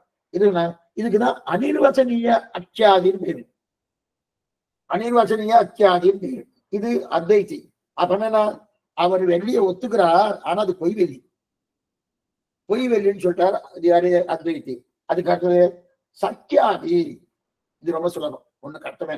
அதாவது சக்கியாதினா அறிவும் உண்மை, அறிவால் பார்க்கப்பட்ட அனைத்து விஷயங்களும் உண்மை, முத்திச்சிப்பியும் உண்மை, வெள்ளியும் உண்மை, முத்திச்சிப்பியில் பார்க்கப்பட்ட வெள்ளியும் உண்மை. ஏன்னா வெள்ளியும் அம்சம் குறைவாக இருக்கும் வரையில் அதை பிரம்மம்னு சொல்லுவோம், பிரமம் என்போம். வெள்ளியும் அம்சம் நிறைவாகிவிட்டால் அதை பிரமான் என்கிறோம். பிரமம் பிரமான், பிரமான் என்கிறோம். நல்லா பார்த்துக்கோ, பிரமம் பிரமா, பிரமான்னா பிரமாணம் அப்படின்னு வருது. பிரமன்னா பிரமிக்கிறேன், என்னன்னா ஏதோ ஒன்னா பிரமிக்கிறேன். பிரமிக்கிறேன்னாலே நம்ம என்ன நினைக்கிறோம்? அது பொய்ன்னு நினைக்கிறோம், தவறான கருத்து. அந்த பிரமிப்பும் உண்மை. புரியத்துக்காக சொல்றேன், ஒரே விஷயம் சொல்றேன், கொஞ்சம் நல்ல நிதானமா போலாம். கயத்த பாம்பா நினைச்சேன், இது உண்மையா பொய்யா? கயத்த மேல மேல சுவாமியை சொல்ல போறாரு, கயத்தை பாம்பா நினைச்சேன், இது உண்மையா பொய்யான்னா நாம என்ன சொல்லுவோம்? சுவாமி கயிறை போய் பாம்பா நினைச்சது அது உண்மைன்னு சொல்லிட்டு இருக்கிறேன்னா அதுதான் உண்மை. ஏன் சுவாமி? பக்கத்துல ஏதோ ஒரு தூண் இருக்கு, அந்த தூணை பார்த்து பாம்புன்னு சொன்னார? சொல்லலையணும். அப்ப கயத்துல இருக்கக்கூடிய தன்மையானது பாம்புக்கு ஏதோ ஒரு தன்மையோடு ஒத்து போறதுன்னு, ஒத்து போறதுனால அது உண்மை. இதுதான் இதெல்லாம் எதனால ஏற்படுதுன்னா பஞ்சீகரணம் பண்ணபடியால இது ஏற்படுறது. அது நல்லா புரிஞ்சுக்கணும். சரி, இப்ப அதை விட்டுடுவோம். இப்ப அதனால இங்க என்ன சொல்றது? வெள்ளியம் அம்சம் நிறைவா இருந்துட்டோம்னா இப்ப முத்திச்சிட்டு இருக்கணும். பிரமா பிரமம், பிரமம்னா அந்த மாதிரி நான் நினைத்தேன், வெள்ளி முத்திச்சிப்பி வெள்ளின்னு நினைக்கிறேனோ அதுக்கு என்ன பேரு? பிரமம்னு பேரு. அதே முத்துச்சிப்பிக்குள் வெள்ளி நினைக்கிறேன் என்றது கிடையாது. முத்துச்சிப்பிக்குள் சிறிதளவு வெள்ளி இருக்கு அப்படின்னு நல்லா புரிஞ்சுட்டேன், அதுக்கு பிரமாண பேரு. புரியுதணும்? இந்த ரெண்டும் நல்லா புரிஞ்சுக்கணும். ஏன்னா பிரமம் பிரமா, பிரமம்னா மாத்தி நினைக்கிறது, அதனால பொய் கிடையாது. மாத்தி நினைத்தாலும் மாத்தி நினைக்கலையே. இப்ப முத்துச்சிப்பி கூட வெள்ளி இருக்கா இல்லையா? இல்லை, இருக்கு. ஆனா அந்த முத்துச்சிப்பிய வெள்ளி நினைச்சதுதான் பிரமம். முத்துச்சிப்பிக்குள்ள ஒரு சிறிதளவு வெள்ளி இருக்கு அப்படின்னு நினைச்சிருக்கணும். அப்படி நினைக்காம முத்துச்சிப்பிய வெள்ளி நினைச்சிடணும், அது பிரமம். அந்த பிரமம் எப்ப பிரமா ஆகும்னா, பிரமாணம் எப்ப பிரமாணம் ஆகும்னா, இல்ல சுவாமி முத்துச்சிப்பில ஒரு சிறிதளவு தான் வெள்ளி இருக்கு, அதை நான் மாத்தி நினைச்சது அது தவறுதான், அதனால அப்ப என்ன நினைச்சுக்கணும், அது பிரமாணம் அப்படின்னு தெரிவிக்கிறார். சரி, இப்ப இந்த பாருங்க. அப்புறம் வெள்ளியின் அம்சம் குறைவாக இருக்கிறபடியால அதை பிரமம் என்கிறோம். வெள்ளியின் அம்சம் நிறைவாகிவிட்டால் அதை பிரமா என்கிறோம். வெள்ளியின் அம்சம் குறைவாக இருக்கும் வரையில் விவகாரத்துக்கு வராது. வெள்ளியின் அம்சம் குறைவா இருக்குன்னு வச்சுக்க, அதை எடுத்து நான் மோதனம் பண்ண முடியுமா? அதை எடுத்து நான் வட்டியானம் பண்ண முடியுமா? அப்ப விவகாரத்துக்கு வராது. வெள்ளியின் அம்சம் நிறைவாயிட்டுன்னா விவகாரத்துக்கு வரும். இதுதான் வித்தியாசம். பிரமா பிரமம் இது இருக்கு இல்லையா? பிரமம் இருக்கு இல்லையா? பிரமத்துக்கும் பிரமாத்துக்கும் என்ன வித்தியாசம்னா, குறைச்சலா இருந்தா மேற்கொண்டு அது அனுஷ்டானத்துக்கு வராது. அனுஷ்டானா அதை எடுத்து நான் எதுவும் பண்ண முடியாது. அதிகமா இருந்துட்டோம்னா அதை எடுத்து நான் வட்டியானம் பண்ணலாம், மோதிரம் பண்ணலாம், நெக்லஸ் பண்ணிக்கலாம், என்ன வேணா பண்ணிக்கலாம். அப்ப விவகாரத்துக்கு வரும். அதுதான் சித்தாந்தம். இதுதான் இதான் இருக்கிற இதுதான் என்னது இந்த விஷயத்தை தான் தெரிவிக்கிறாரு. என்னது? சக்கியாதின்னு பேர். சரி. ஆக அக்கியாதி, ஆத்மக்கியாதி, அனிர்வசனீயக்கியாதி, அந்யதாக்கியாதி, அசத்தியாதி, இந்த இந்த அந்த வாதம் பார்த்துட்டோம். இதுல சக்கியாதியே விஷயம். சக்கியாதினா எல்லாமே உண்மை. அறிவும் அறியப்படும் அறிவும் உண்மை, அறியப்படும் அறிவும் உண்மை. அப்பனா அறிவால் அறியப்படும் விஷயமும் உண்மை, அறிவும் உண்மை, அறிவால் அறியப்படும் விஷயமும் உண்மை. ஆக சத்தியாதி என்ன? ஞானத்துக்கு விஷயமாய் இருப்பவெல்லாம் சத்தியம், எல்லாமே உண்மை. இப்ப எல்லாமே உண்மை என்ன? மருள்னு ஒண்ணு இருக்கு சுவாமி, விடல, அவன் விடவே இல்லை. மருள் நீ மடனெஞ்சே வாற்றாட்டான் அடிவணங்கன்னு மருள்னு இருக்கே அப்படின்னு கேட்டா அவெல்லாம் கேட்கிறா. மருள் மருட்சி, மருள் அப்படின்னு சொல்றோமோ. மயர்வு, மயர்வு அறம் அதிநலம் பாக்குறோமோ, நாமே சொல்றோமோ. மயர்வு அற்றான் பகவான் அப்படின்னா அப்ப மருள் ஒண்ணு இருக்கேன்னா இருக்கு. அந்த மருள் தான் பிரம்மம். நான் முத்தி சிப்பிய மாதிரி வெள்ளின்னு நினைச்சிடணும், அதுதான் பிரமம். அப்ப அது வெள்ளி இல்லையனோ? வெள்ளி இருக்கு. இந்த நல்லா புரிஞ்சுக்கணும் அடியன். மறுபடியும் திருப்பி திருப்பி என்ன சொல்றேன்னா, முத்தி சிப்பிய பார்த்து வெள்ளின்னு பிரமித்தேன், அது பொய். அது வெள்ளி, அது வெள்ளி கிடையாது, முத்தி சிப்பி நம்ம சொல்லுவோமோ, அது தவறு. சுவாமி சொல்வது என்னன்னா, முத்தி சிப்பிய பார்த்து வெள்ளின்னு பிரமிச்சேன், அந்த பிரமிப்பும் உண்மைதான். ஏன்னா அதுக்குள்ள வெள்ளி இருக்கு, ஒரு சிறிதளவு இருக்கு. ஆனா அது பின்னாடி என்ன தெரிஞ்சுட்டேன், இல்ல இல்ல இல்ல ஒரு சிறிதளவு இருக்குன்னு தெரிஞ்சுட்டோம். அப்ப அது அந்த பிரமம் என்ன? பிரமா. புரியுறதுனோ? இப்ப நம்ம என்ன சொல்லுவோம், தப்பா புரிஞ்சுட்டேன் சுவாமி, வெள்ளியே இல்லை அப்படின்னு சொல்லுவாருன்னு நினைப்பா. அப்படி கிடையாது, அது வெள்ளியும் உண்மைதான் அப்படின்னு. அதுதான் அந்த மருள்னா, அந்த மருள் தான் பிரமம் அப்படின்னு. மயர்வுன்னா பிரமம், மயர் வர மதிநலம் அருளினன் தெரிவிக்கிறார் இல்லையா? அப்ப தெளிவான ஞானம் தான் தெருள்.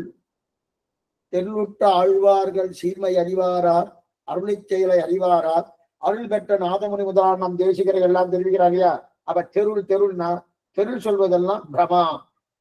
பிரமா பிரமானா தெருள், மருள்னா பிரமம்னு பேர். ஆச்சரியமான சப்தங்கள் பாருங்க, என்ன ஆச்சரியம். அதனால்தான் இந்த திராவிட பாஷையில இருக்கக்கூடிய காலக்ஷேபத்தை போல மற்ற பாஷையில பண்ண முடியாத காரணம் தான். பண்ண முடியாத பண்ணலாம், வியாக்கியானம் எல்லாம் இந்த சப்தத்துக்கு. ஏன்னா திராவிட பாஷைக்குன்னு ஒரு தனித்தன்மை இருக்கு. அந்த தன்மை எல்லா பாஷையிலும் உண்டா. சமஸ்கிருதம் விட்டுருப்போம், மற்ற பாஷையில இருக்கானா கிடையாது. அதனாலதான் பகவான் செலக்ட் பண்ணது இந்த திராவிட பாஷைக்கு இதுக்குதான். அதுக்கு வரணும் என்னிலிருந்து இருக்கு. இது என்னைக்கு சுவாமி இந்த திராவிட பாஷை ஆரம்பிச்சது, என்னைக்கு பிறந்தது? அனாதி. மற்ற பாஷைக்கெல்லாம் ஒரு நாள் உண்டு, இந்த தேதி உண்டு, அந்த மாதிரி இங்க தேதி உண்டு. ஆனா அனாதி காலமா இருக்கட்டும் அப்படி இருக்கச்சு. ஆக இதைத்தான் தெரிகிறார்.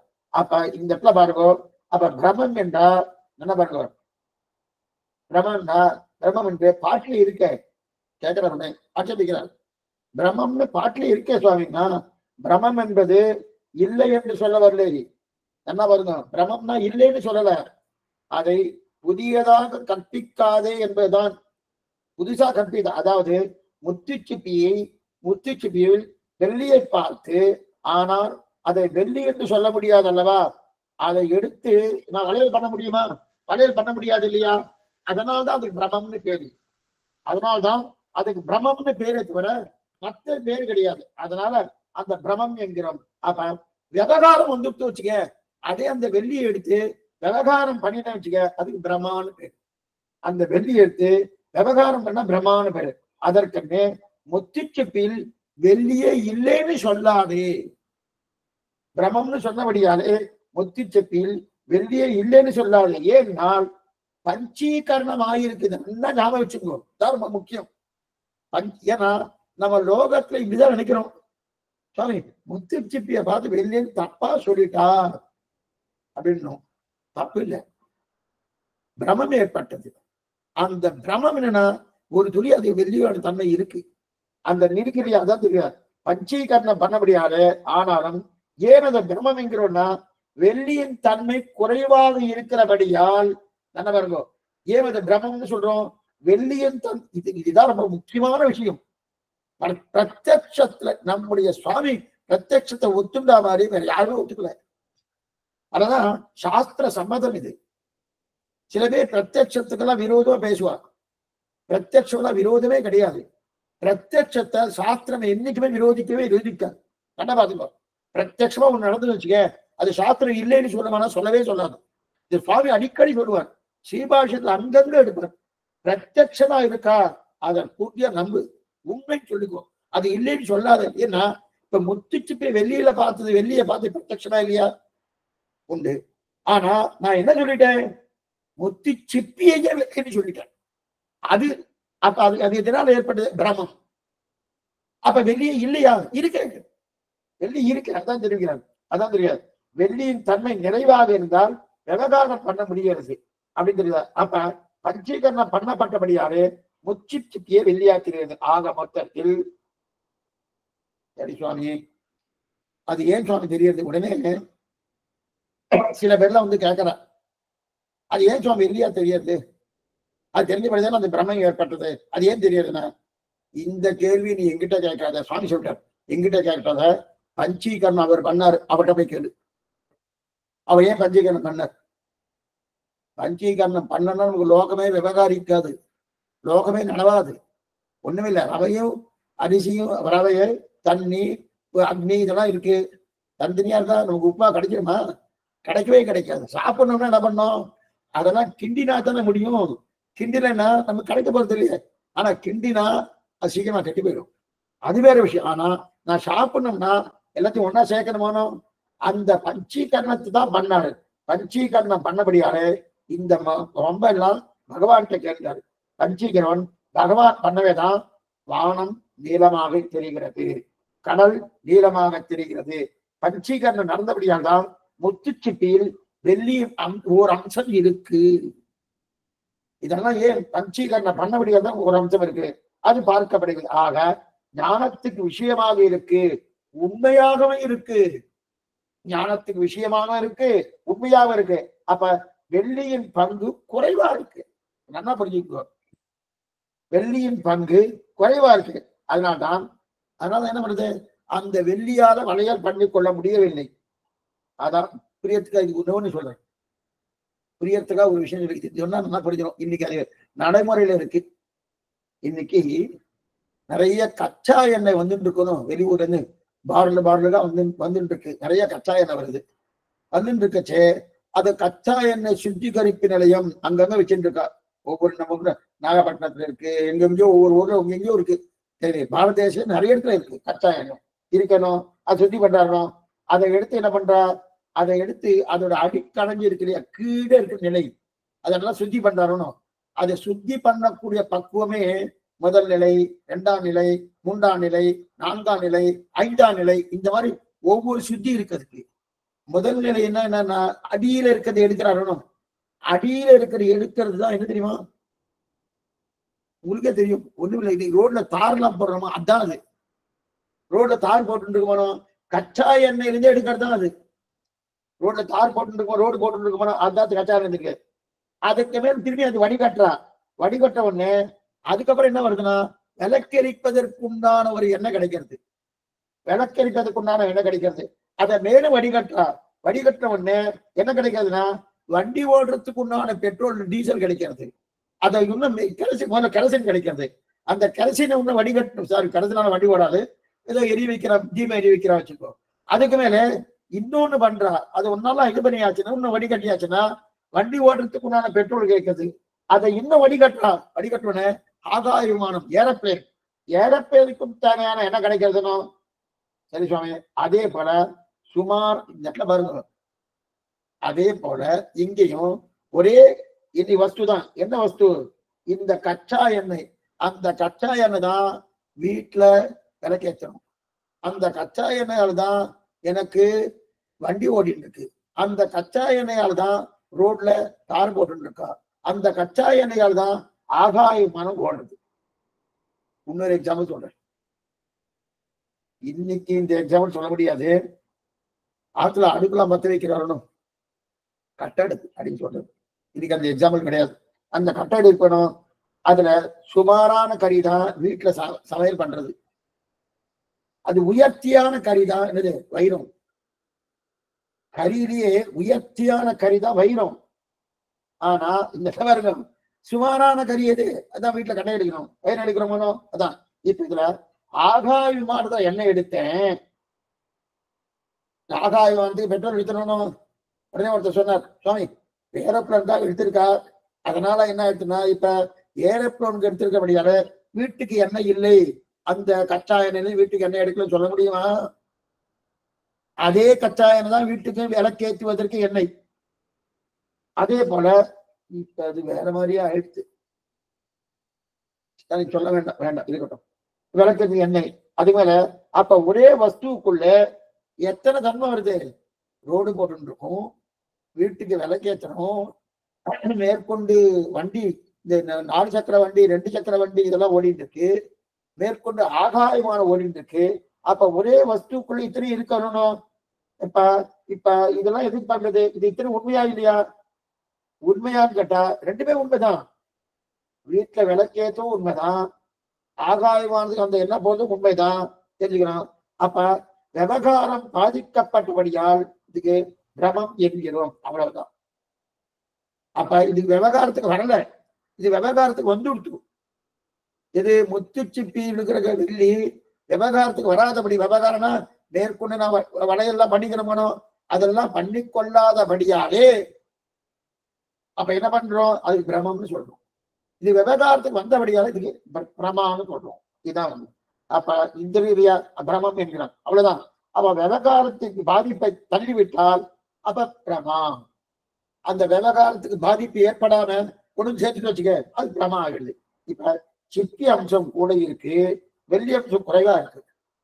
அப்ப நம்ம முத்து சிப்பிக்குள்ள சிப்பி இதையேதான் சொல்லிட்டே இருப்பாங்க, அதை வழியே கிடையாது. ஏன்னா அவளுக்கு சாஸ்திர காலம் தெரிஞ்சு முத்து சிப்பி தான் எடுத்திருக்காங்க.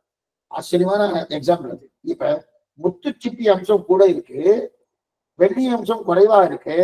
அப்ப வெள்ளி அம்சம் கூடி சிப்பி அம்சம் குறைஞ்சு விட்டோம்னா இப்ப அதை என்ன பண்றோம்? அதை என்ன பண்றோம்? அதை வந்து வெள்ளின்னு சொல்லி, அது சிப்பி அம்சம் கூட இருந்து வெள்ளி அம்சம் குறைவா இருந்துச்சுன்னு வச்சுங்க, அப்ப அதுக்கு சிப்பி என்கிறோம், அதுதான் பிரமம் என்கிறோம். சரி, ஆக நீ நினைக்கிற பழகு பொய் கிடையாது சொல்லிட்டாங்க. நீ நினைக்க வச்சனா இதில் சிப்பி அம்சம் கூட இருக்கு என்று ஒரு சுவாமி சொன்னா பிரமா நிவர்த்தி. முத்தி சிப்பியை பார்த்து வெள்ளியின் பிரமித்தேன் இல்லையா, அதை பிரமம்னு ஒத்துக்கொள்கிறார். ஏன்னா வெள்ளி அம்சம் குறைவா இருக்கு, அதே முத்து சிப்பி அம்சம் கூட இருக்கு. இப்ப வெள்ளி அம்சம் குறைவா இருக்கு, அதனால் இது வெள்ளி இல்லை என்று சொல்லாதே தான் சொல்லிட்டு இருக்கார் சுவாமி. வெள்ளி அம்சம் குறைவா இருக்கு, முத்து சிப்பி அம்சம் கூட இருக்கு, அதனால இது வெள்ளி கிடையாதுன்னு சொல்லாதே. அப்ப என்ன சொன்னோம்? வெள்ளி அம்சம் குறைவா இருக்கு, முத்து சிப்பி அம்சம் கூட இருக்குன்னு சொல்லுன்றார். ஏன் சுவாமின்னா வெள்ளியே இல்லாம இல்லையே, வெள்ளி இருக்கு இல்லையா, அதான் சொல்றது. ஏன்னா சுத்தமாக வெள்ளியே இல்லாம இருக்கணும் இல்லையா, வெள்ளியே இல்லாம இருந்தா தான் சுவாமி முத்து சிப்பியை பார்த்து ஒரு வெள்ளின்னு சொல்லிட்டு இருக்காருன்னு சொல்லலாம். வெள்ளியுடைய தன்மை இருக்குன்னா அப்படி இல்லையே, ஏதோ சிறிதளவு இருக்கு இல்லையா, நீ வெள்ளி இல்லைன்னு சொன்னா நீ பொய் சொல்றாங்கன்னு அர்த்தம் தான் ரொம்ப முக்கியம். இது இன்னைக்கு நம்ம நடைமுறையில இதை நம்ம அவ்வளவு தானே வச்சுக்கல. என்ன சொல்ல, இதை பார்த்தா அதுன்னு சொல்லிட்டு இருக்காரு அப்படின்னா அதோட தன்மை இருக்கு. புரியத்த ஒண்ணுன்னு சொன்னேன், ராத்திரி இருட்டுல பின்னாடி பழக்கடைக்கு போனேன், தோட்டத்துக்கு போனேன், பின்னாடி தோட்டம் இருக்க வேண்டிய தோட்டத்துக்கு போனா அங்க தூண் நின்று, அந்த தூணை பார்த்துட்டு பிரமிச்சிட்டேன் திருடணும்னு. அது உண்மையா பொய்யா? அதுவும் உண்மைன்றாங்க, அதுவும் உண்மை. ஏன்னா அந்த தூணை பார்த்துதான் நான் திருடன் நினைச்சேன்.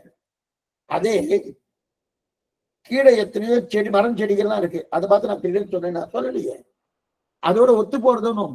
அதனால அதுவும் உண்மைதான் வச்சுக்கொண்டு அத என்ன தெரிவிக்கிறேன்னா, நீ பொய் சொல்கிறாய் அர்த்தம் என்னதுன்னா, நீ இந்த முத்து சிப்பியை பார்த்து அதுல வெள்ளி இல்லைன்னு சொன்னேன்னா நீ பொய் சொல்றன்னு அர்த்தம். அப்ப இவரு முத்து சிப்பியை பார்த்து வெள்ளின்னு சொல்லலாமா சுவாமின்னா, அதை தான் சொல்லிட்டேன், பிரம்மம்னு சொல்லிட்டேன், பிரம்மம்னு சொல்லிட்டேன். அதே அந்த பிரமா எப்ப ஆகும்? ஓ, இதுல முத்து சிப்பியில இருக்கக்கூடிய வெள்ளியின் தன்மை குறைவா இருக்கு, அதே நேரத்துல இதுல முத்துச்சிப்பின் தன்மை அதிகமா இருக்கிறபடியாலே நான் இதை வந்து வெள்ளின்னு சொல்லிட்டேன். இது முத்துச்சிப்பியில் வெள்ளி ஓரளவு கலந்து இருக்கு, சிறிது இருக்கு அப்படின்னு நினைச்சாச்சுன்னா அதுக்கு பிரமான்னு பேர்.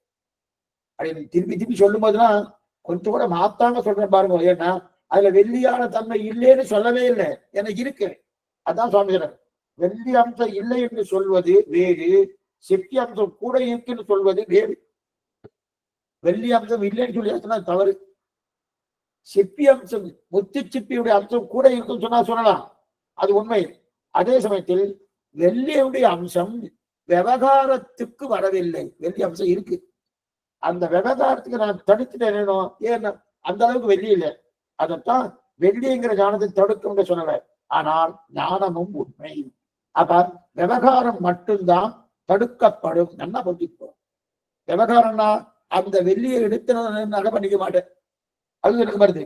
ஆனா இதை வெள்ளி என்று புரிந்து கொண்டு எடுத்து வளையல் பண்ண முடியுமானா பண்ண முடியாது. வெள்ளி அம்சம் இல்லை என்று சொல்லாதே தான் சுவாமி சொல்றார். இது பிரத்யட்சத்துக்கு முக்கியமான ஒரு விஷயம். வெள்ளி அம்சம் இல்லைன்னு என்ன, விவகாரம் இல்லை என்று சொல், ஒத்துக்கிறேன். அப்படின்னா அந்த வெள்ளியை எடுத்து என்னால பண்ண முடியாதுன்னு சொல்லி நான் ஒத்துக்கிறேன். ஆனா வெள்ளி இல்லைன்னு சொல்லல. அதே போல இப்ப புரியத்துக்கு அது இன்னொரு எக்ஸாம்பிள், ஆச்சரியமான எக்ஸாம்பிள். இப்ப நம்ம விஷயத்த சொல்லலாம். இப்ப இது வரைக்கும் பார்த்தது வெள்ளி, முத்து, செப்பி. இப்ப நம்ம விஷயத்த சொல்லுவோம், என்ன சொல்லலாம்? சரீரம் ஆத்தியம் கொடு தர்ம சாதனம். ஆத்தியம் கொடு தர்ம சாதனம் ஆழ்வாரே தெரிவிக்கிறார். இந்த சரீரம் வேண்டாம், இந்த சரீரம் வேண்டாம், உன்னிலாக ஐவரால் குமதியிட்டு என்னை உன் பாத பங்கயம் நன்னிலா வகையே நலிவான் இன்னும் எண்ணுகின்றாய் எண்ணிலா பெருமாயனே இமையோர்களேத்தும் உலகம் உண்டுளை அண்ணலே அமுதே அப்பனே என்னை ஆழ்வானேன்னு தெரிவிக்கிறார். யார்? என்னன்னா இந்த சரீரம் இருக்கிறபடியாலே இந்த சிரமம், இந்த சரீரம் இல்லைன்னா பகவத் அனுகிரகம் பரிபூர்ணமா கிடைக்கணும். இந்த சரீரம் தான் தொலைச்சிடணும் ஆழ்வார் சொல்லிட்டு இருக்கா. ஆனா சாஸ்திரமும் சரீரம் ஆத்தியங்கள் தர்ம சாதனம் சொல்லியிருக்கு. இப்ப இந்த சரீரத்தை மதிக்கப்படாதுன்னு ஆழ்வார் சொல்றார். ஆழ்வார் சொன்ன உடனே அது மட்டும் இல்ல, இந்த சரீரம் எப்படின்னா பாம்போடு ஒரு கூரை படுத்தார் போல். ராத்திரிலாம் படுத்து தூங்கியாச்சுன்னா காத்தால் எழுந்துட்டு இந்த பாம்போடு படுத்துட்டேனா அப்படின்னு நினைக்கணுமா? அந்த அளவுக்கு நினைக்கணும்னா இதெல்லாம் ஒரு காலட்சம் ஒரு சுவாமி கேட்டார். கேட்ட உடனே காத்தால் எழுந்தார், நேரம் ஒரு கொம்பு எடுத்துட்டார். என்ன கேட்டுக்கோ, ஒரு கொம்பை எடுத்துட்டார். கொம்பை எடுத்துட்டு ஓங்கி அவருடைய முதுகலை அடிச்சுக்கிறார். நன்னா அடிச்சுக்கிறார், அடிச்சுக்கிட்டே இருக்கார். ஏன் சுவாமி அடிச்சுட்டு இருக்கேன்னு கேட்டோம். அப்ப ஆழ்வார் பாட்டு அப்படிதான் இருக்கு. எப்படி இருக்கு? ஆழ்வார் என்ன சொன்ன, சரீரத்து பார்க்காத, சரீரம் இருக்கவே தான் பகவத் அனுகிரகம் கிடைக்கல. இந்த சரீரம் வேண்டாம். இன்னின்ற நீர்மை இனியாமுறாமை பொய் நின்ற ஞானமும் பொல்லா ஒழுக்கும் அழுக்குடம்பும் சொல்லியிருக்காரு. சரீரம் வேண்டாம் வேண்டாம் சொல்லியிருக்கார். சரீரம் வேண்டான்றதுக்காக அதனால என் சரீரம் வேண்டாம் அடிச்சுட்டு இருக்கேன். சரீரத்தை ஆழ்வார் வச்சது உண்மைதான். ஆனா சரீரத்தை நேரே வையப்படாது. இந்த எக்ஸாம்பிள் எதுக்காக பார்த்துட்டு இருக்கோம்? முத்து சுப்பிக்குள்ள வெள்ளி இருக்கு, அந்த வெள்ளியுடைய தன்மை குறைச்சலா இருக்கு. அதனால வெள்ளியே இல்லைன்னு நீ அதை தலைவன் பார்க்காதே அப்படின்னு அதுக்காக தான் இப்ப எக்ஸாம்பிள் வாங்குறோம். இப்ப சரீரம் நேர வையப்படாது. அப்ப என்னன்னா இந்த சரீரமே கூடாது போறவங்கிற எண்ணம் வந்துருச்சுன்னு வச்சுங்க. சரீரம் இல்லைன்னா நீ என்னமா மோட்சம் போக முடியும்? ஒண்ணும் இல்லை. படியா நீ சரீரம் இல்லை, நான் மோட்சம் போகணும்னு நினைச்சுட்டு இருக்கேன். போக முடியுமா? போக முடியாது. ஒண்ணு. ரெண்டாவது, சரீரம் இல்லைன்னா உங்களோட பேச முடியுமா? காலட்சேபம் பண்ண முடியுமா? பண்ண முடியாது. சரி, உங்களுக்கு சரீரம் இல்லைன்னா நீங்க கேட்க முடியுமா? கேட்க முடியாது. அப்ப சரீரம் வேணும். சரீரத்தை வச்சது உண்மைதான், சரீரம் வேணும். ஆனா அந்த சரீரம் என்ன நினைக்கணும்? இந்த சரீரம் என்பது மோட்சத்துக்கு சாதனம் நினைக்கணும் தவிர அதை தாண்டி சாத்தியம்னு தப்பா புரிந்து கொள்ளாதே. அர்த்தம் புரியல சுவாமி. சாத்தியம்னா என்ன, சாதனம்னா என்ன? சாதனம்னா இது கொண்டு ஒன்றை செய்கிறேன்றதுக்கு சாதனம்னு பேரு. சாத்தியம்னா அதையே அனுபவிக்கிறேன், அது சாத்தியம்னு பேரு. இப்ப இந்த சரீரத்தை சாத்தியம்னு நினைக்காத, சாதனம்னு நினைச்சுக்கோன்றார். அப்பன்னா சாத்தியம் வேறு சாதனம் வேறுன்னு தெரியறதும். சாத்தியம்னா என்னால சாதிக்கப்படுவது சாத்தியம். சாதனம்னா சாத்தியம்னா நான் அனுபவிக்குவது சாத்தியம், அதே சாதனம்னா என்னால சாதிக்கப்படுவது சாதனம். சரி, இப்ப இந்த சரீரம் சாத்தியம் நினைச்சுட்டு வச்சுக்கேன், இந்த சரீரத்துக்கு தேவையானதான் நான் சம்பாதிக்க ஆரம்பிச்சுவேன். அப்பனா ஐஸ்வர்யா தீர்வு. சாத்தியம்னா என்ன? இந்த சரீரத்தை அனுபவிக்கணும், இந்த சரீரம் ரொம்ப நன்னா இருக்கணும் அப்படின்னு நினைக்கிறேன். இப்ப அப்ப என்ன அர்த்தம்? ஒழுங்கா புரிஞ்சுக்கணும். இந்த சரீரம் சாதனம். எதற்கு சாதனம்? மோட்சத்துக்கு போவதற்கு உறுதுணையாக இருப்பதற்காக பகவான் இந்த சரீரத்தை கொடுத்திருக்கான் அப்படின்னு நினைக்கிறோம். அப்ப சாதனம் நினைக்கணும்.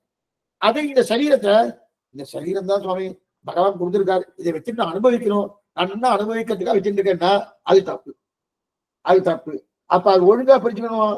அப்ப சரி சுவாமி, ஒழுங்கா புரிஞ்சுக்கணும்னு சொல்றேன், இந்த சரீரம் சாதனம் சொல்றேன், சாத்தியம் சொல்றேன். ஆனா ஆழ்வாதான் சொல்லிட்டு இருக்காரு சுவாமி, சரீரத்தால அந்த வம்பு, சரீரத்தால அந்த வம்புன்னு சொல்லிட்டு இருக்காரு. ஆழ்வா சொல்றாருன்னா சரீரத்தை நல்லா வச்சுட்டு இருக்காருன்னா அவரு இந்த சரீரத்தால் கைங்கரியமா பண்ண முடியும், இல்லைன்னா கைங்கரியம் பண்ண முடியாது. ஆனா சரீரத்தை சரியா சொல்லி புரிய வச்சுக்கலாமோன்னா அவர் சொல்லி சொல்லி பார்த்தார், நம்ம புரிஞ்சுக்கல.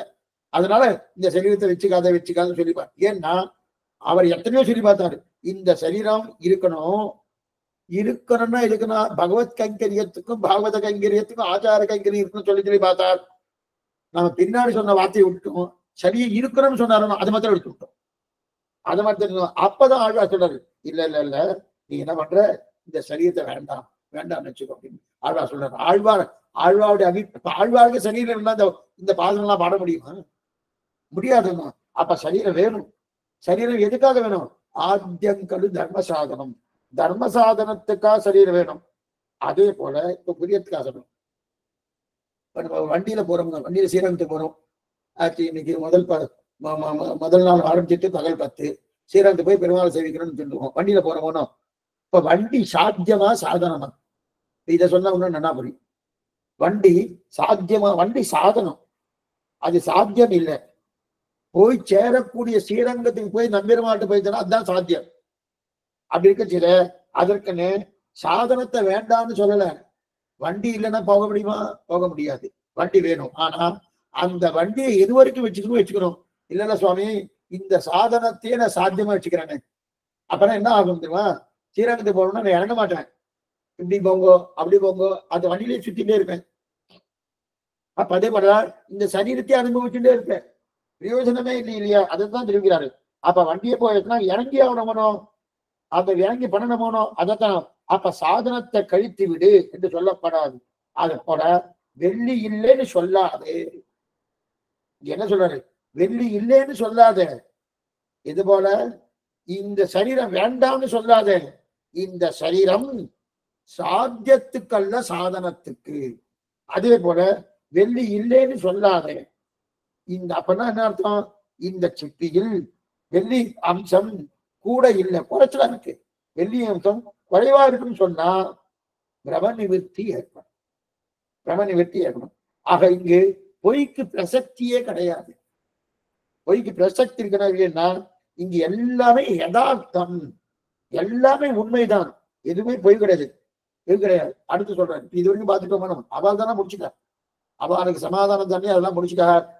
இப்ப இது இத்தனையும் இப்ப என்னன்னா முத்து சுட்டுக்குள்ள வெள்ளி பிரதான சொல்லியாச்சனும் இதே முடிச்சுட்டார். வெள்ளி அப்படின்னு பிரமித்தனும் அதுவும் உண்மைன்னு முடிச்சுட்டார். அதுக்கு மேல நாம சொப்பனம் பார்க்கிறோம் போதும், நம்ம ஆச்சரியமான ஒரு விஷயம். நம்ம சொப்பனம் பார்க்கணும். சொப்பனம்னா கனவு, கனவு பண்றது. அந்த கனவும் உண்மைதான் சொல்றாரு. சொப்பனத்தில் உள்ள பதார்த்தங்கள் எல்லாம் உன்னுடைய புண்ணிய பாபத்தினால் பகவான் சிருஷ்டிக்கிறான்னு சாஸ்திரம் சொல்லுது. எக்ஸலண்டான ஒரு விஷயம். பிரியத்துக்காக சொல்றேன். எனக்கு காலக்ஷேபம் பண்ணவே தெரியாது. சொப்பனத்துல ஓஹோன்னு காலக்ஷேபம் பண்ணிட்டு இருப்பேன். எனக்கு சண்டை போடவே தெரியாது. சொப்பனத்துல ஓஹோன்னு சண்டை போட்டுக்கிட்டே இருப்பேன். எனக்கு தேர் ஓட்டவே தெரியாது. தேர்லாம் எனக்கு ஒண்ணுமே தெரியாது. சொப்பனத்துல தேர் மேல போயிட்டே இருப்பேன். அதே எனக்கு பாட தெரியாது. சொப்பனத்துல நல்லா பாடிக்கிட்டே இருப்பேன். இது இத்தனையும் ஒவ்வொன்றும் வந்துட்டே இருக்கு இல்லையா? ஆனா 10 பேர் அடிக்கக்கூடிய சாமர்த்தியம் எனக்கு கிடையாது. சோத்திரம் அடிச்சிருப்பேன். இதெல்லாம் எங்க சொல்றது தெரியுமா? பிருகதாரண்ய உபநிஷம் சொல்றது. இந்த மாதிரி பண்ணுவேன்னு உங்களுக்கு ஒரு இடத்துல போயிட்டு இருக்க, அங்க டெட் எண்டா இருக்கும், வழியே இருக்காது. ஆனா சொப்பனத்துல வழி தெரியும். அப்ப இதெல்லாம் தேர் ஓடுவான்னா தேர் நல்லா ஓடிட்டே இருக்கும். இது இத்தனையும் பிரம்மம் உன்னுடைய கர்மானுகுணமாக படைக்கிறான்னு சொல்றது. சொப்பனம்லாம் என்ன நினைக்குது, அது கனவா சுவாமி, அதெல்லாம் நிஜம் கிடையாதுன்னு சொல்றாங்க. அதுவும் உண்மைதான். சுவாமியுடைய அபிப்பிராயம் என்ன, சாஸ்திரத்தின் அபிப்பிராயப்படி, சுவாமி அபிப்பிராயப்படி அதுவும் உண்மை. கனவும் உண்மை, கனவு பொய் கிடையாது, அதுவும் உண்மை. ஏன் சுவாமி உண்மைன்றா, உன்னுடைய கர்மானுகுணமாக அதை பகவான் உனக்கு கொடுக்கிறார். சொப்பனத்தை பொய் என்று சொல்லாதே, சொப்பனமும் உண்மைதான், கனவும் உண்மைதான். எந்த அளவுக்கு சுவாமி சொல்லிட்டு இருக்காரு பாருங்க. கனவே உண்மைன்னு இருக்கு, பிரத்யட்சத்தை போய் உண்மை இல்லைன்னு சொல்ல முடியுமா?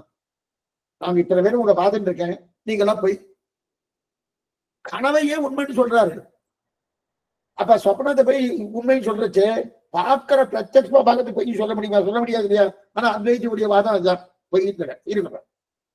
இப்ப சொப்பனை, இப்ப இந்த சம்பிரதாயத்தை சொல்லும் போது இது எப்படி தெரியுமா சொல்லிக்கிறார்? இப்ப பிரியத்துக்கா சொல்றேன். இப்ப சுவாமி சொப்பனமும் உண்மைதான்னு அங்க அவர்கிட்ட சொல்லிட்டார். சுவாமி வேதாந்த விசாரம் பண்ணிட்டு இருக்காது, அந்த வாதம் வரைச்சு சொப்பனமும் உண்மைதான் சொல்லிட்டார். ஆனா சம்பிரதாயத்துல இது எப்படிமா சொல்றாரு? சம்பிரதாயமும் சாஸ்திரமும் ரெண்டுமே தெரிஞ்சிருக்கணும். இப்ப நம்ம பார்க்கறது சாஸ்திரம், சம்பிரதாய விஷயம்னா திருவாய்மொழி மற்ற விஷயங்கள் அதெல்லாம் சம்பிரதாய விஷயம். ஆனா சாஸ்திரமும் தெரிஞ்சுட்டு சம்பிரதாயம் தெரிஞ்சுன்றதான் நல்ல ஒரு கோர்வையா நமக்கு ஒரு நம்பிக்கை ஏற்படும். சம்பிரதாயத்தை மட்டும் தெரிஞ்சுட்டா அது பிரயோஜனம் இல்லை, சாஸ்திரத்தை மட்டும் தெரிஞ்சுட்டா பிரயோஜனம் இல்லை. சாஸ்திரமும் தெரிஞ்சுக்கணும், சம்பிரதாயமும் தெரிஞ்சுக்கணும். ஏன் சுவாமி இந்த மாதிரி சொல்லிட்டு இருக்கேன்னா, இதுக்காக சொல்றேன்னா, இப்ப இந்த கனவு என்று பகவான் கொடுக்குறான்னு சொன்ன கர்மானுகுணமாக, கர்மானுகுண ஆக சொப்னத்தை பெய்து சொல்லாதுன்னு தெரிவிக்கிறாங்க. பகவானுடைய கருணையால இது நடக்கிறதுன்ற இது சம்பிரதாயம் சொல்றது. ஆனா இந்த வார்த்தைய சுவாமி எடுக்கல, எம்பெருமானா இதை எடுக்கல. இந்த வார்த்தையை பின்னாடி இருக்கக்கூடிய பூர்வாச்சாரியை எடுத்திருக்கா. சுவாமி பகவத் கருணையால இது கிடைக்கிறது அப்படின்னு சொல்லியாச்சுன்னா, அப்ப இவருடைய புண்ணிய பாபத்துல தொலைக்கிறான். எப்படி தொலைக்கிறான்? ஆச்சரியமான விஷயம். நாம என்னமோ நினைக்கிறோம், சில கனவுகள்லாம் வந்துட்டு வச்சுக்கேன், அதனால இந்த மாதிரி கனவு சுவாமி, அதெல்லாம் என்ன ஆயிடுமோ ஏதாயிடுமோ சொல்லிட்டு இருக்க போனோம். என்னன்னு இப்ப பார்ப்போம், ஆச்சரியமா பார்க்க போறோம். அதாவது இந்த இடத்துல எனக்கு புண்ணியத்தையும் பாவத்தையும் பகவானுக்கு தொலைக்கணும்னு ஆசை.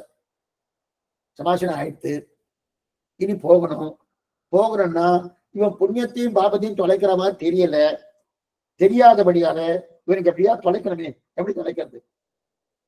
இவனும் தொலைக்கிற மாதிரி தெரியல, இவன் மேற்கொண்டு பாபத்தை சேர்க்கறதுக்கு உண்டான தன்மையை தான் பார்த்துட்டு இருக்கான், இவனுக்கு தொலைக்கணும். அப்ப என்ன பண்ணா, நிஜ வாழ்க்கையில இவரை பட்டு புண்ணியத்தை தொலைக்க வைக்கணும். சரி பண்றோம் அது. ஆனா அந்த பண்ணக்கூடிய தன்மை மட்டும் போறல. அவ்வளவு பாவத்தை நான் சேர்த்து வச்சிருக்கேன், அவ்வளவு பாவத்தை சேர்த்து வச்சபடியில அப்ப நிஜ வாழ்க்கையில பண்ணக்கூடிய டைம் மட்டும் போராது.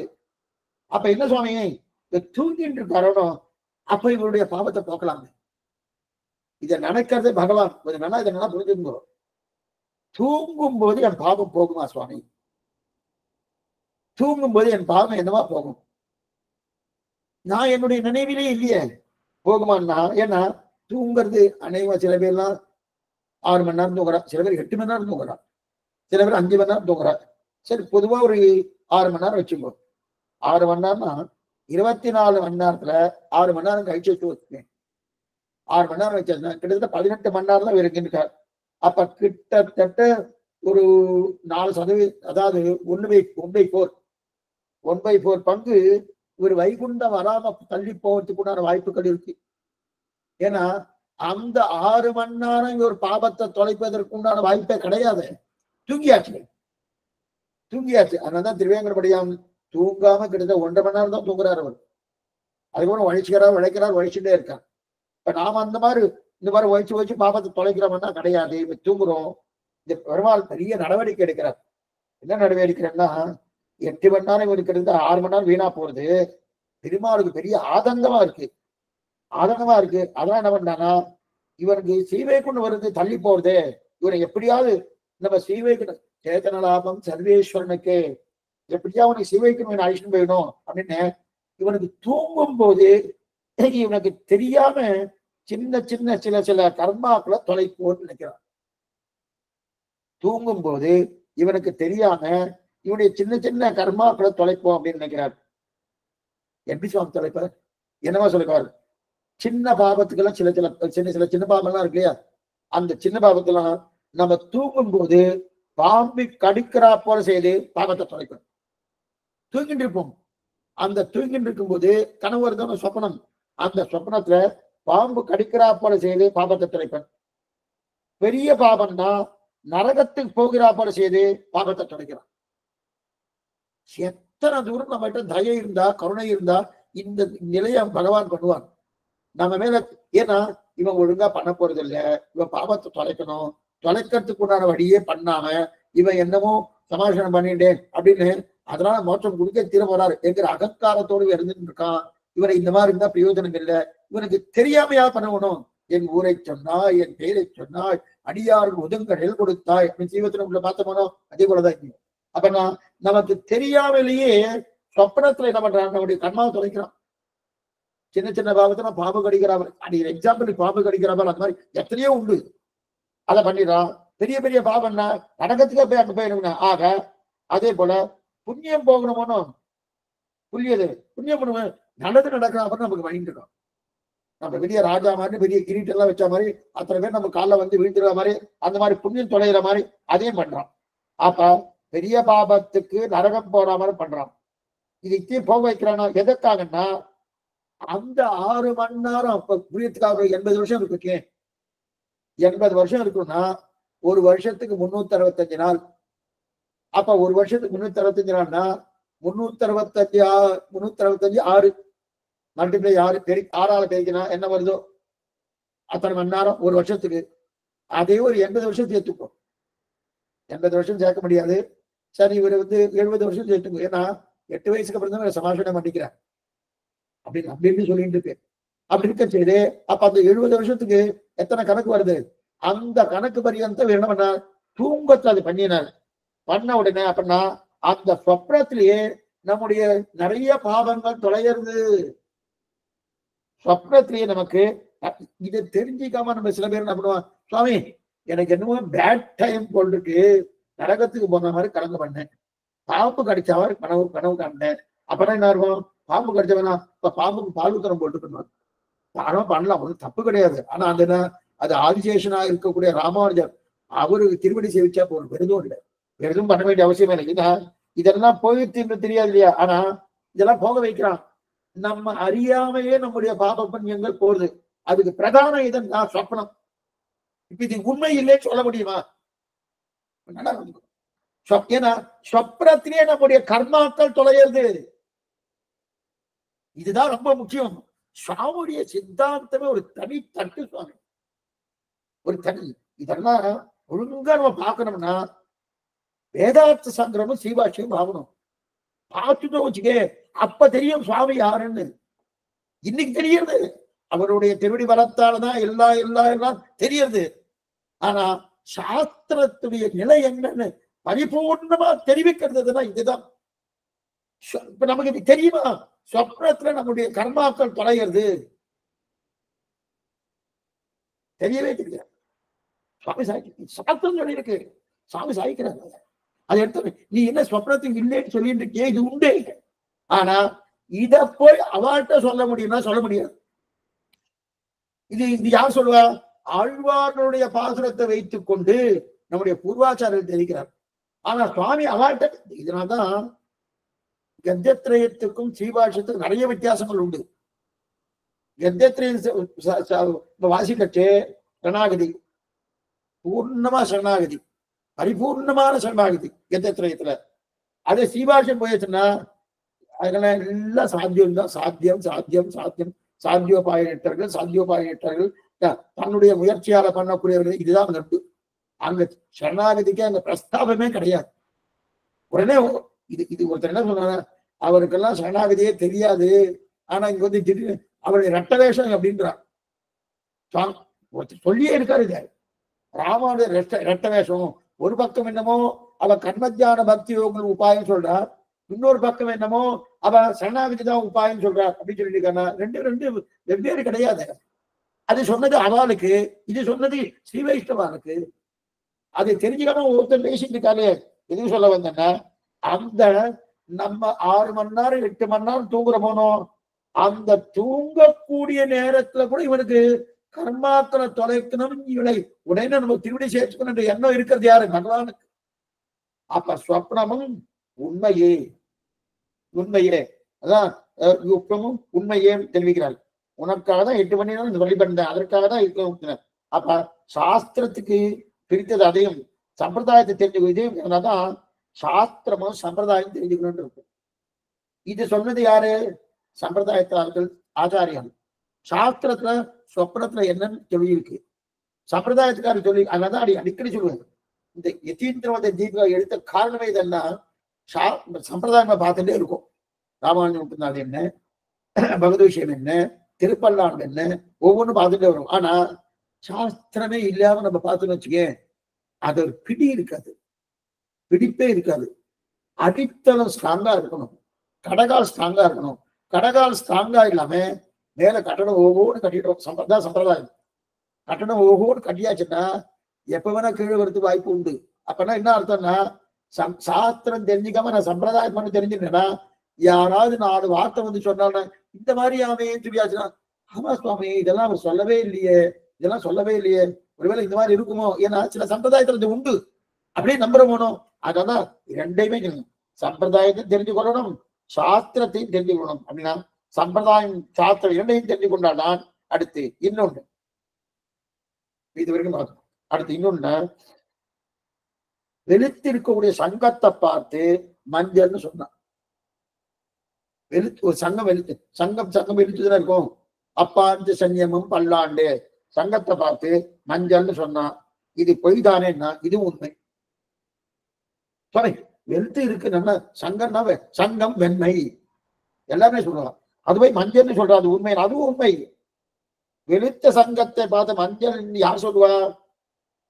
மஞ்சள்னு யார் சொல்லுவா? மஞ்சள் காமாலை நோய் படைத்தவன் தான் மஞ்சள்னு சொல்றோம். அதே பக்கத்து வீட்டுக்காரர் வந்து பார்த்தா, சுவாமி அது வெண்மை சுவாமி, அதுவே மஞ்சள் சொல்லிட்டு அப்படின்னா, இப்ப நாம் பார்த்தா என்ன பண்ணுவோம், அது வெள்ளை சொல்லுவோம்.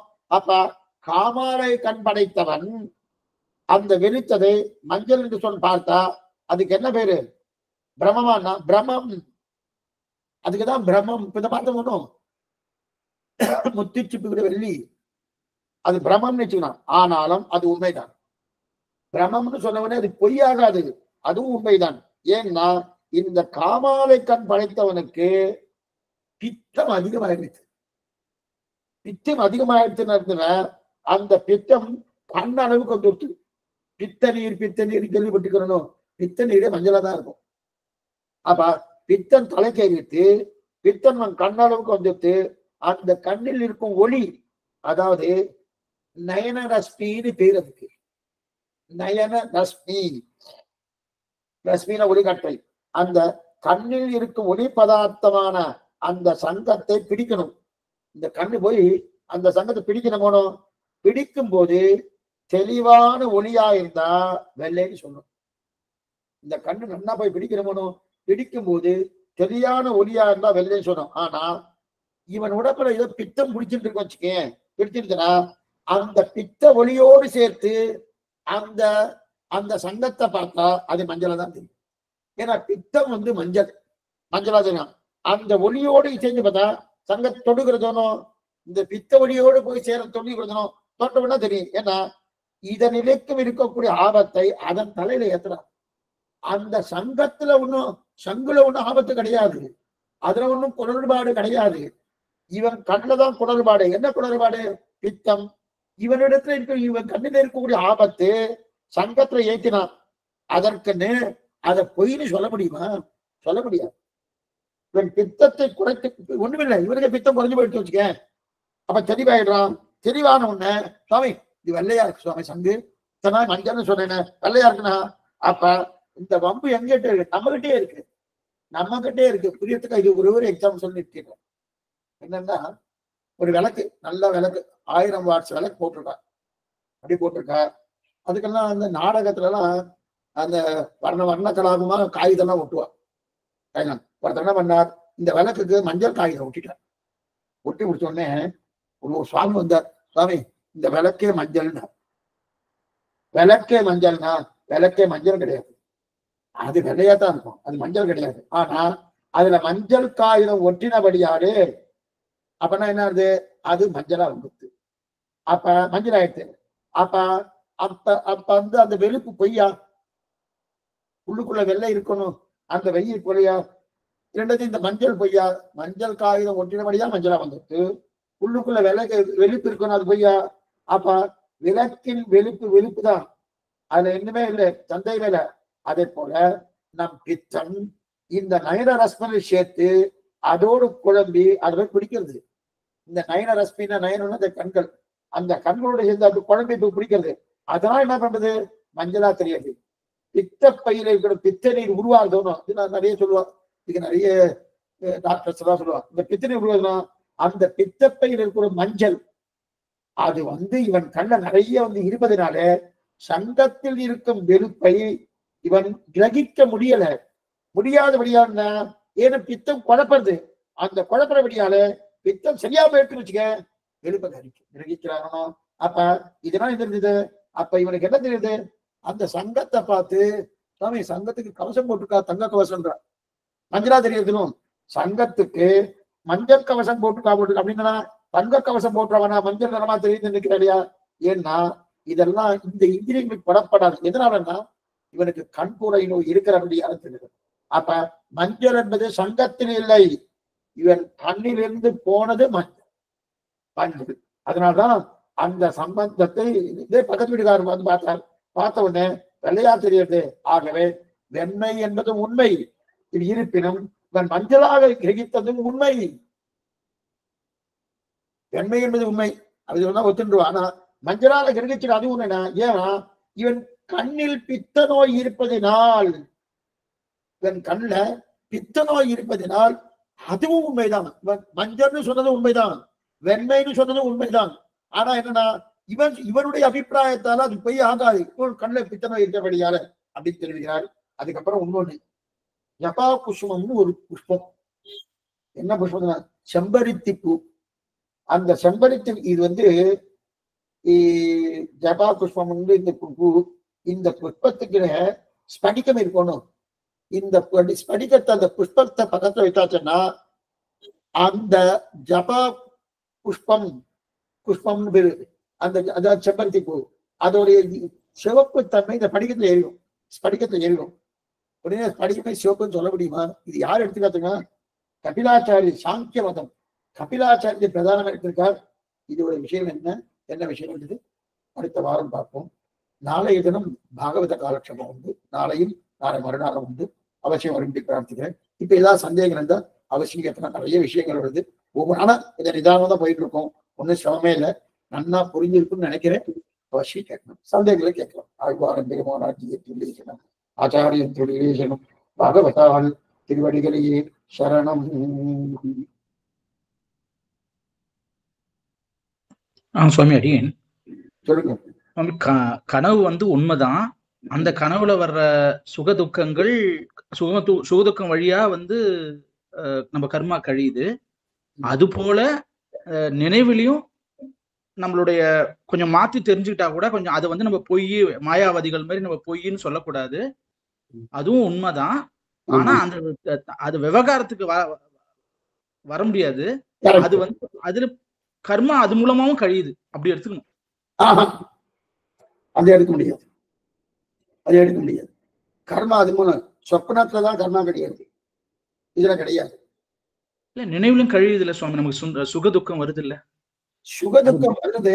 அப்ப எந்த சுகதுக்கம் வருது, விவகாரத்துக்கு என்னன்னா எங்க சுகதுக்கம் வருது?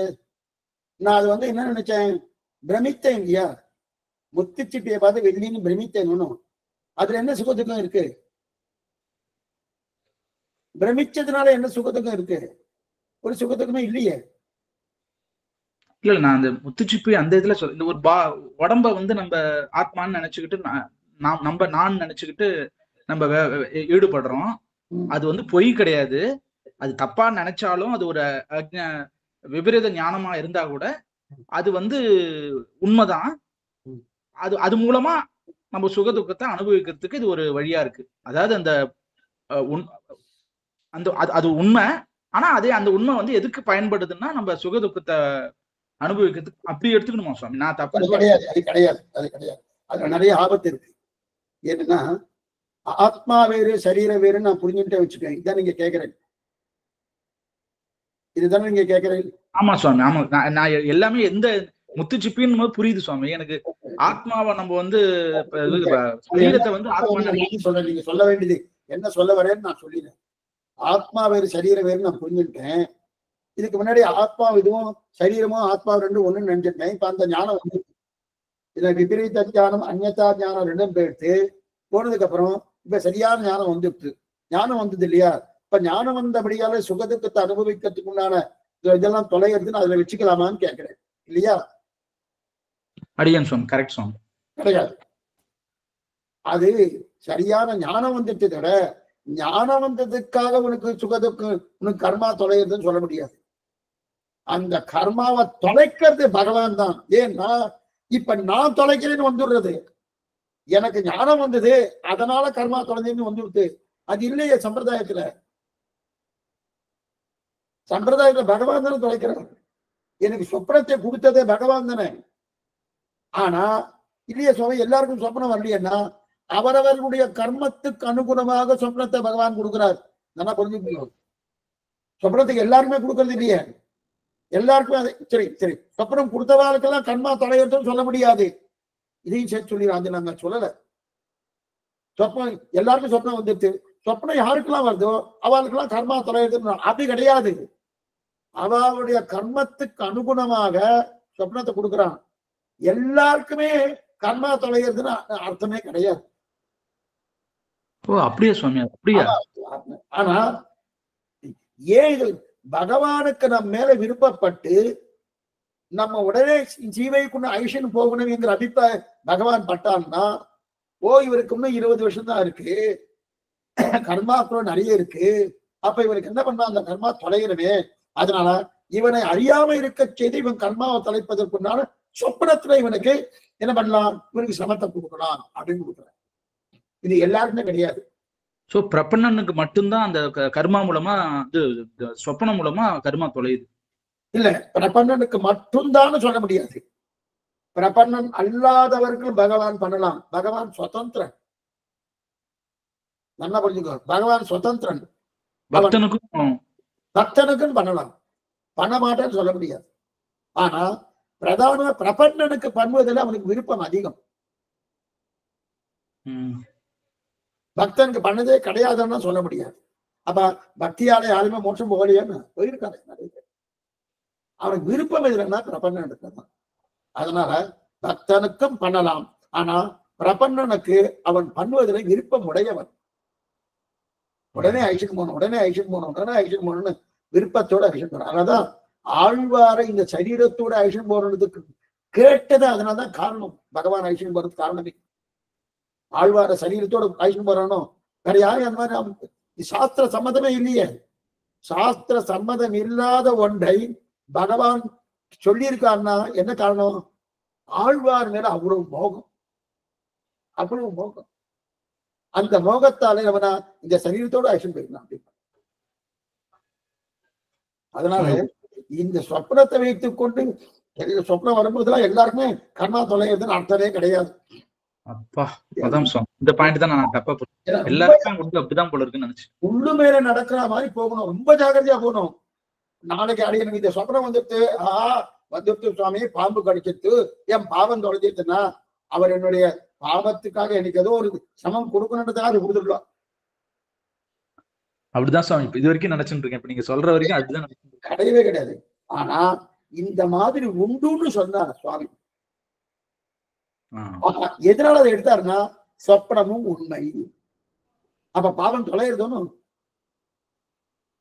அது 80% இருக்குன்னா அது 70% ஆயிடுச்சே சுவாமி சொப்னத்தால.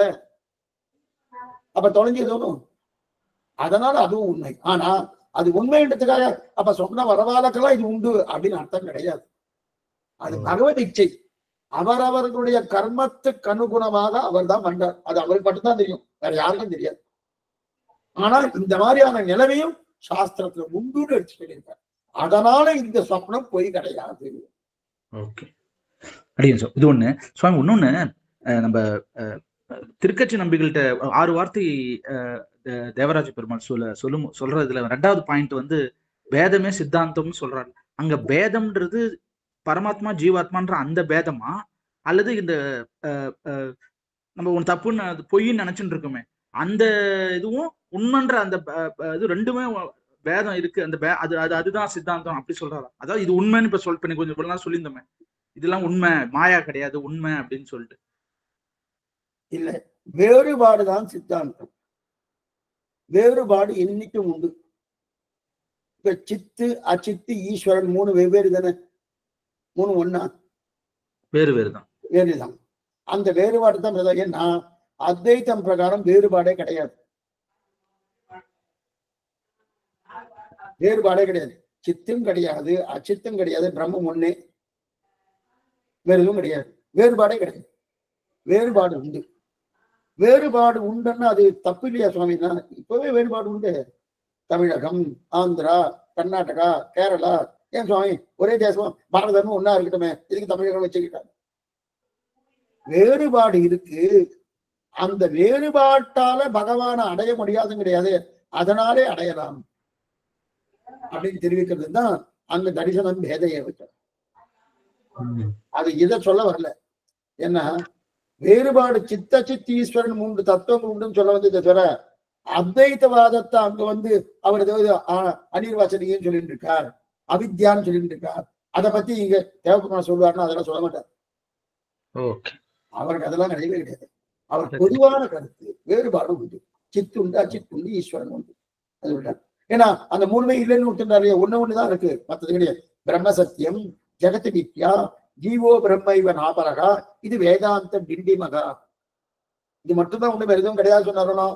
அதுக்குதான் பேதமே சித்தாந்தம். யாரோ நையாதிகமா யாரும் சொன்னார்ல, ஆத்மாவுடைய பிரதிபலிப்பு தான் எல்லாமே, அந்த மாதிரி இல்லைன்றார். அந்த மாதிரி கிடையாது. ஆத்மான் பிரதிபலிப்பு கிடையாது. ஆத்மான் பிரதிபலிப்பே கிடையாது. இப்ப மிருகதிருஷ்ணிகான்னு காணல் நீருக்கு வந்து மேல வரப்போறது. இந்த காணல் நீர் வந்து நமக்கு தண்ணி இருக்கு, அதனுடைய பிரதிபலிப்பான்னா காணல் நீரும் உண்மைன்றாரு. மேல வரப்போறது அடுத்த காட்சியில சொல்ல போறேன். காணல் நீரும் உண்மை, அது ஒண்ணு பிரதிபலிப்பு கிடையாது, அதுவும் உண்மை. அப்ப அங்க போய் தண்ணி சாப்பிடலாமா? தண்ணி தெரியாது, கிட்டக்க போனேன், ஹைவேஸ்ல தெரியாது, கிட்டக்க போனேன், தண்ணி சாப்பிடலாமா? சாப்பிட முடியாது. அப்ப உண்மைன்னு சொல்லிட்டு இருக்கிற சுவாமி அதை பார்க்கணும். அடுத்த காலத்துல அதான் பார்க்கணும். சுவாமி ரொம்ப டஃபா தான் இருக்கு. ஆனா இது வந்து பின்னாடி ஞாபகம் இருக்குமா சுவாமி? இதெல்லாம் எனக்கு இன்னும் திருப்பி திருப்பி கேட்டுட்டே இருக்கணும் போல இருக்குல்ல. இல்ல, அது ஒண்ணுமே இல்லை. இது வந்து நம்ம என்ன பண்ணணும்னா, அது என்ன, அது ஆரம்பத்திலே சொன்னேன், சொல்லும் போதே கொஞ்சம் நோட்ஸ் எழுதுற பழக்கம் வச்சுக்கணும். நோட்ஸ் எழுதக்கூடிய பழக்கம் வச்சுட்டு சொல்லி முடிச்சதுக்கு அப்புறம் அந்த நோட்ஸை நீங்க அனலைஸ் பண்ணணும். அனலைஸ் பண்ணீங்கன்னா அப்ப ஓரளவுக்கு இதெல்லாம் ஞாபகம் அப்படியே இருக்கு. கேட்கும் போது நல்லா புரியும். கேட்டு முடிச்சு அடுத்த வாரம் இதே விஷயத்த உங்களுக்கு ஞாபகம் வராது. நோட்ஸ் எழுதுறது அப்படியே ஒவ்வொரு காலத்துல நோட்ஸ் எழுதுவேன். நோட்ஸ் எடுத்துட்டேன்னு வச்சுக்கேன், என்ன சொல்ல, நீங்க ஃபாஸ்டா சொல்லிட்டு பிறகு எடுக்க முடியாதுன்னா ஒண்ணுமே இல்லை, அதோட இன்ஸ்ட்ருமெண்ட்ல எழுதிடணும். காலட்சேபம் முடிஞ்ச கையோட அப்பதான் ஞாபகம் இருக்கும். உடனே அதுக்கு உண்டான விவரணம் எழுதிடும். அப்ப எழுதியாச்சுன்னா அப்ப நமக்கு நல்லா புரிஞ்சிடும், சிரமமே இருக்காது. இன்னும் கேட்டா புத்தகம் கையில இருந்து வச்சுக்கேன், ஒண்ணு இல்ல, இந்த யதீந்திர புத்தகம் இருந்தா சுவாமி எங்க சொல்லிட்டு இருக்காரு, அந்த புத்தகத்தை வாக்கியத்துக்கு போயாச்சுன்னா இன்னும் நல்லா புரியும். இத பண்ணதான் புரியும். இல்லைன்னா ஒரு தடவை கேட்டதுக்காக இது பூர்ணமா புரியுமான்னு தெரியாது. ஆனா ஒண்ணு நிச்சயம், ஒண்ணு வந்து இந்த ஒரு தடவை கேட்டபடியால என்ன உங்களுக்கு என்ன தோணும்னா, சம்பிரதாயம்னா இதுதான், வேற கிடையாது. அது மட்டும் உங்களுக்கு வந்துடும், மனசுல வந்துடும். ஆனா அது எதனால எங்கிற உள்ளுக்குள்ள போறதுக்கு உண்டான வாய்ப்பு உங்களுக்கு குறைச்சல. ஏன்னா அத்தியாவசாயம் வந்துடும், முழு நம்பிக்கை வந்துடும். நம்பிக்கைக்குண்டான காரணங்கள் சரியா தெரியாது. கரெக்ட். அது ரொம்ப முக்கியம் இல்ல, அதுவே நமக்கு அதுதான் முக்கியம். யாராவது ஒருத்தர் கேட்கறா, இப்படி நம்பிட்டு இருக்கே, இதுக்கு என்ன காரணம் தெரியாது, சொல்ல தெரியாது. ஆனா இங்க கேட்டிருக்கு, கேட்டு இருந்தா கூட சொல்ல தெரியாது. அதே நோட்ஸ் எடுத்தாச்சுன்னா சொல்லலாம். அதே மாதிரி இன்னொரு சம்பிரதாயத்துக்கு நம்ம ஈஸியா ட்ரிஃப்ட் ஆகி போகாம இருக்கிறதுக்கு இது இப்ப இந்த நாலேஜ் வந்து நமக்கு ரொம்ப ஹெல்ப் பண்ணும். நிச்சயமா நிச்சயமா. வேற யாரும் வந்து ரொம்ப திறமையா பேசுறான்னு வச்சுக்கோ, வேற சம்பிரதாயத்தாவது நம்ம ஈஸியா ட்ரிஃப்ட் ஆகி அவ சொல்றது உண்மையா இருக்க மாதிரி இருக்கேன்னு நம்ம கொஞ்சம் இதுவாயிட மாட்டோம். மாறுவதற்குண்டான வாய்ப்பு இருக்கு. இந்த சம்பிரதாயத்தையும் சாஸ்திரத்தையும் தெரிஞ்சுட்டா ஒண்ணுமே மாற்ற முடியாது. எத்தனை பண்ணாலும் தலையே நின்னாலும் நீ சொல்றது என்ன தப்பா இருக்கு பாரு, இதெல்லாம் பிரமாணமே கிடையாதுன்னு நாமளே எடுத்து பேசுவோம். எத்தனை தப்பு இருக்கு பாரு நீ சொல்றதுலயே அப்படின்னு திருப்பி நம்ம நம்மளே பேசுவோம்.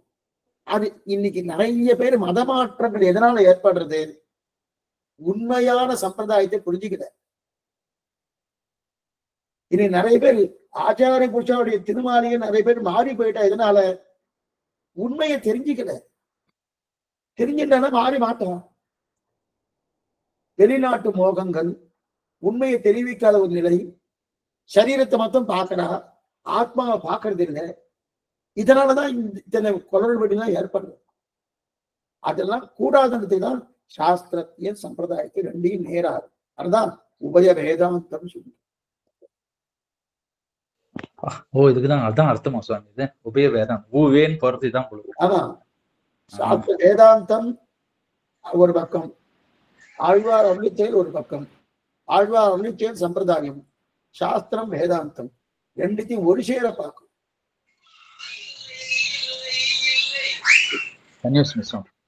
எக்ஸலண்டா இருக்கு, ரொம்ப ரொம்ப எக்ஸலண்டா இருக்கு.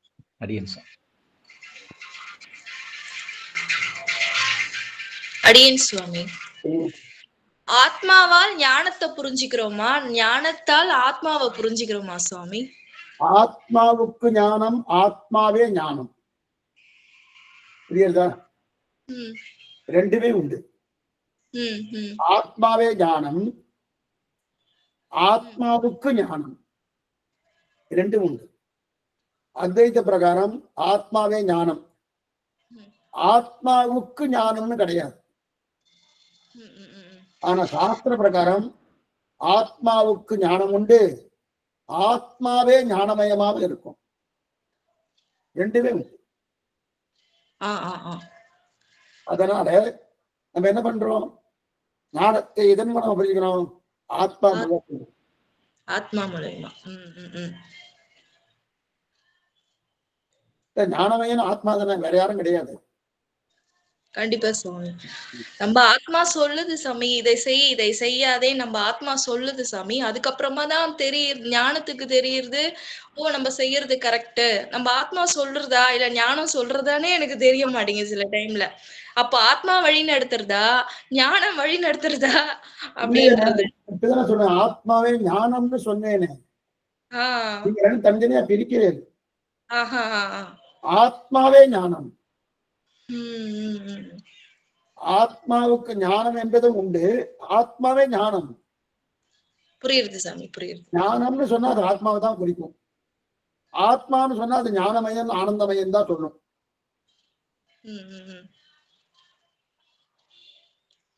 புரியுது சாமி. மேல வரப்போகுது இதே யதீந்திரவாதி தீபிகால ஆத்ம விஷயம் வரப்போகுது, மேல வரப்போகுது. அப்ப நல்லா விவரிக்கிறப்பாங்க, நல்லா விவரமா சொல்றேன். நம்ம சம்பிரதாயத்துல அந்த ஞானமயம் அந்த இது வந்து செகண்டரி தான் சுவாமி. இதுல சுவாமி அந்த தாசத்துவம் அந்த இதுதான். ஞானமயம் செகண்டரி கிடையாது. என்ன ஞானம்னு பேரு? சேஷத்துவ ஞானம், பாரதந்திர ஞானம் தான் ஞானமயம். எனக்கு ஞானம் இருக்குன்னா இதோ இதெல்லாம் ஃபேன் ஓடிட்டு இருக்கு, ஏசி ஓடிட்டு இருக்கு, டிவியில பார்த்துட்டு இருக்கேன், இந்த ஞானத்தை சொல்லல. பகவானுக்கு நான் சேஷபூதன், பகவானுக்கு நான் தாசன், அந்த ஞானத்தை தான் ஞானமயன்னு சொல்றது ஆத்மா. ஓஹோ, இந்த தாசத்துவம் தனி ஞானத்துவம் தனி கிடையாதா? அந்த தாசத்துவம்ன்றதே ஞானமே. ஆமா, அந்த ஞானமே தாசத்துவம் தான். இதத்தான் சந்தேகப்பட்டு கேட்கிறாரு புறத்தாழ்வாட்ட. சொல்றாரு, ஞாத்திருத்துவம் பிரதானமா சேஷத்துவம் பிரதானமான்னு. அடிமையான தன்மை பிரதானமா, அவனுக்கு சேஷனான தன்மை பிரதானமா? அப்படின்னு என்ன அர்த்தம்? ஞானமான தன்மை பிரதானமா, ஆத்மாவுக்கு தாசனான தன்மை பிரதானமானா தாசனான தன்மை தான் பிரதானம். அப்ப சாஸ்திரம் ஞாத்திருத்துவம் சொல்லியிருக்கேன்னு அந்த தாசன் என்கிற ஞாத்திருத்துவம் பிரதானம்.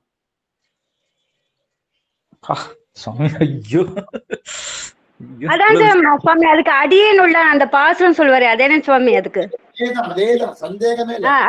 அடியேன் சுவாமி சுவாமி ரொம்ப நல்லா புரியுது சுவாமி. சரியா சொன்னீங்க. அடியேன் உள்ளான் உடனுள்ளான் அண்டத்தகத்தான் புறத்துள்ளான். இதத்தான் புறத்தாழ்வார் போய் யார்கிட்ட கேட்கிறார்? திருக்கோட்டியும் நம்பிக்கிட்ட கேட்கிறார். அந்த பாசனம் ஞாபகம் இல்லையோன்னாரு. உடனே புரிஞ்சுட்டு சுவாமின்னு அங்கிருந்து கிளம்பி வந்துட்டாரு ஸ்ரீரங்கத்துக்கு சுவாமி கிட்ட.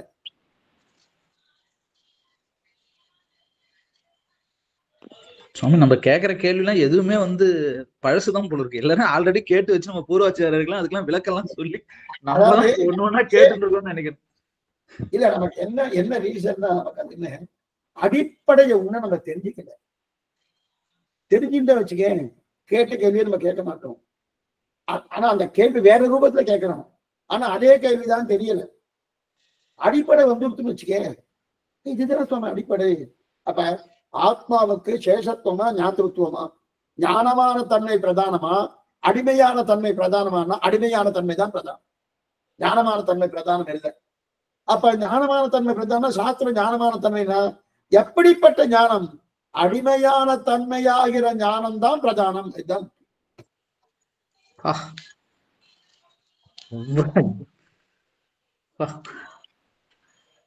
அதாவது மயிர் கூச்செறிதல் அவ்வளவுதான் ஒண்ணு சொல்றதுக்கு. எக்ஸலண்டான சம்பிரதாயம் சுவாமி. நிறைய பேர் இழந்துட்டு இருக்காங்க. இழந்துட்டாங்க நிஜமாவே இழந்துட்டாங்க. எனக்கு அதுல அடிக்கடி எனக்கு வருத்தப்படுவேன். இந்த மாதிரி இழந்துட்டு இருக்காளே நமக்கு நம்ம பந்துக்களே நிறைய பேர் இழந்துட்டு இருக்காங்க. தெரிஞ்சவா நிறைய பேர் இழந்துருக்காங்க. இழந்து போறாங்க. எப்படிப்பட்ட சம்பிரதாயம் இது அடிக்கடி நினைப்பேன்.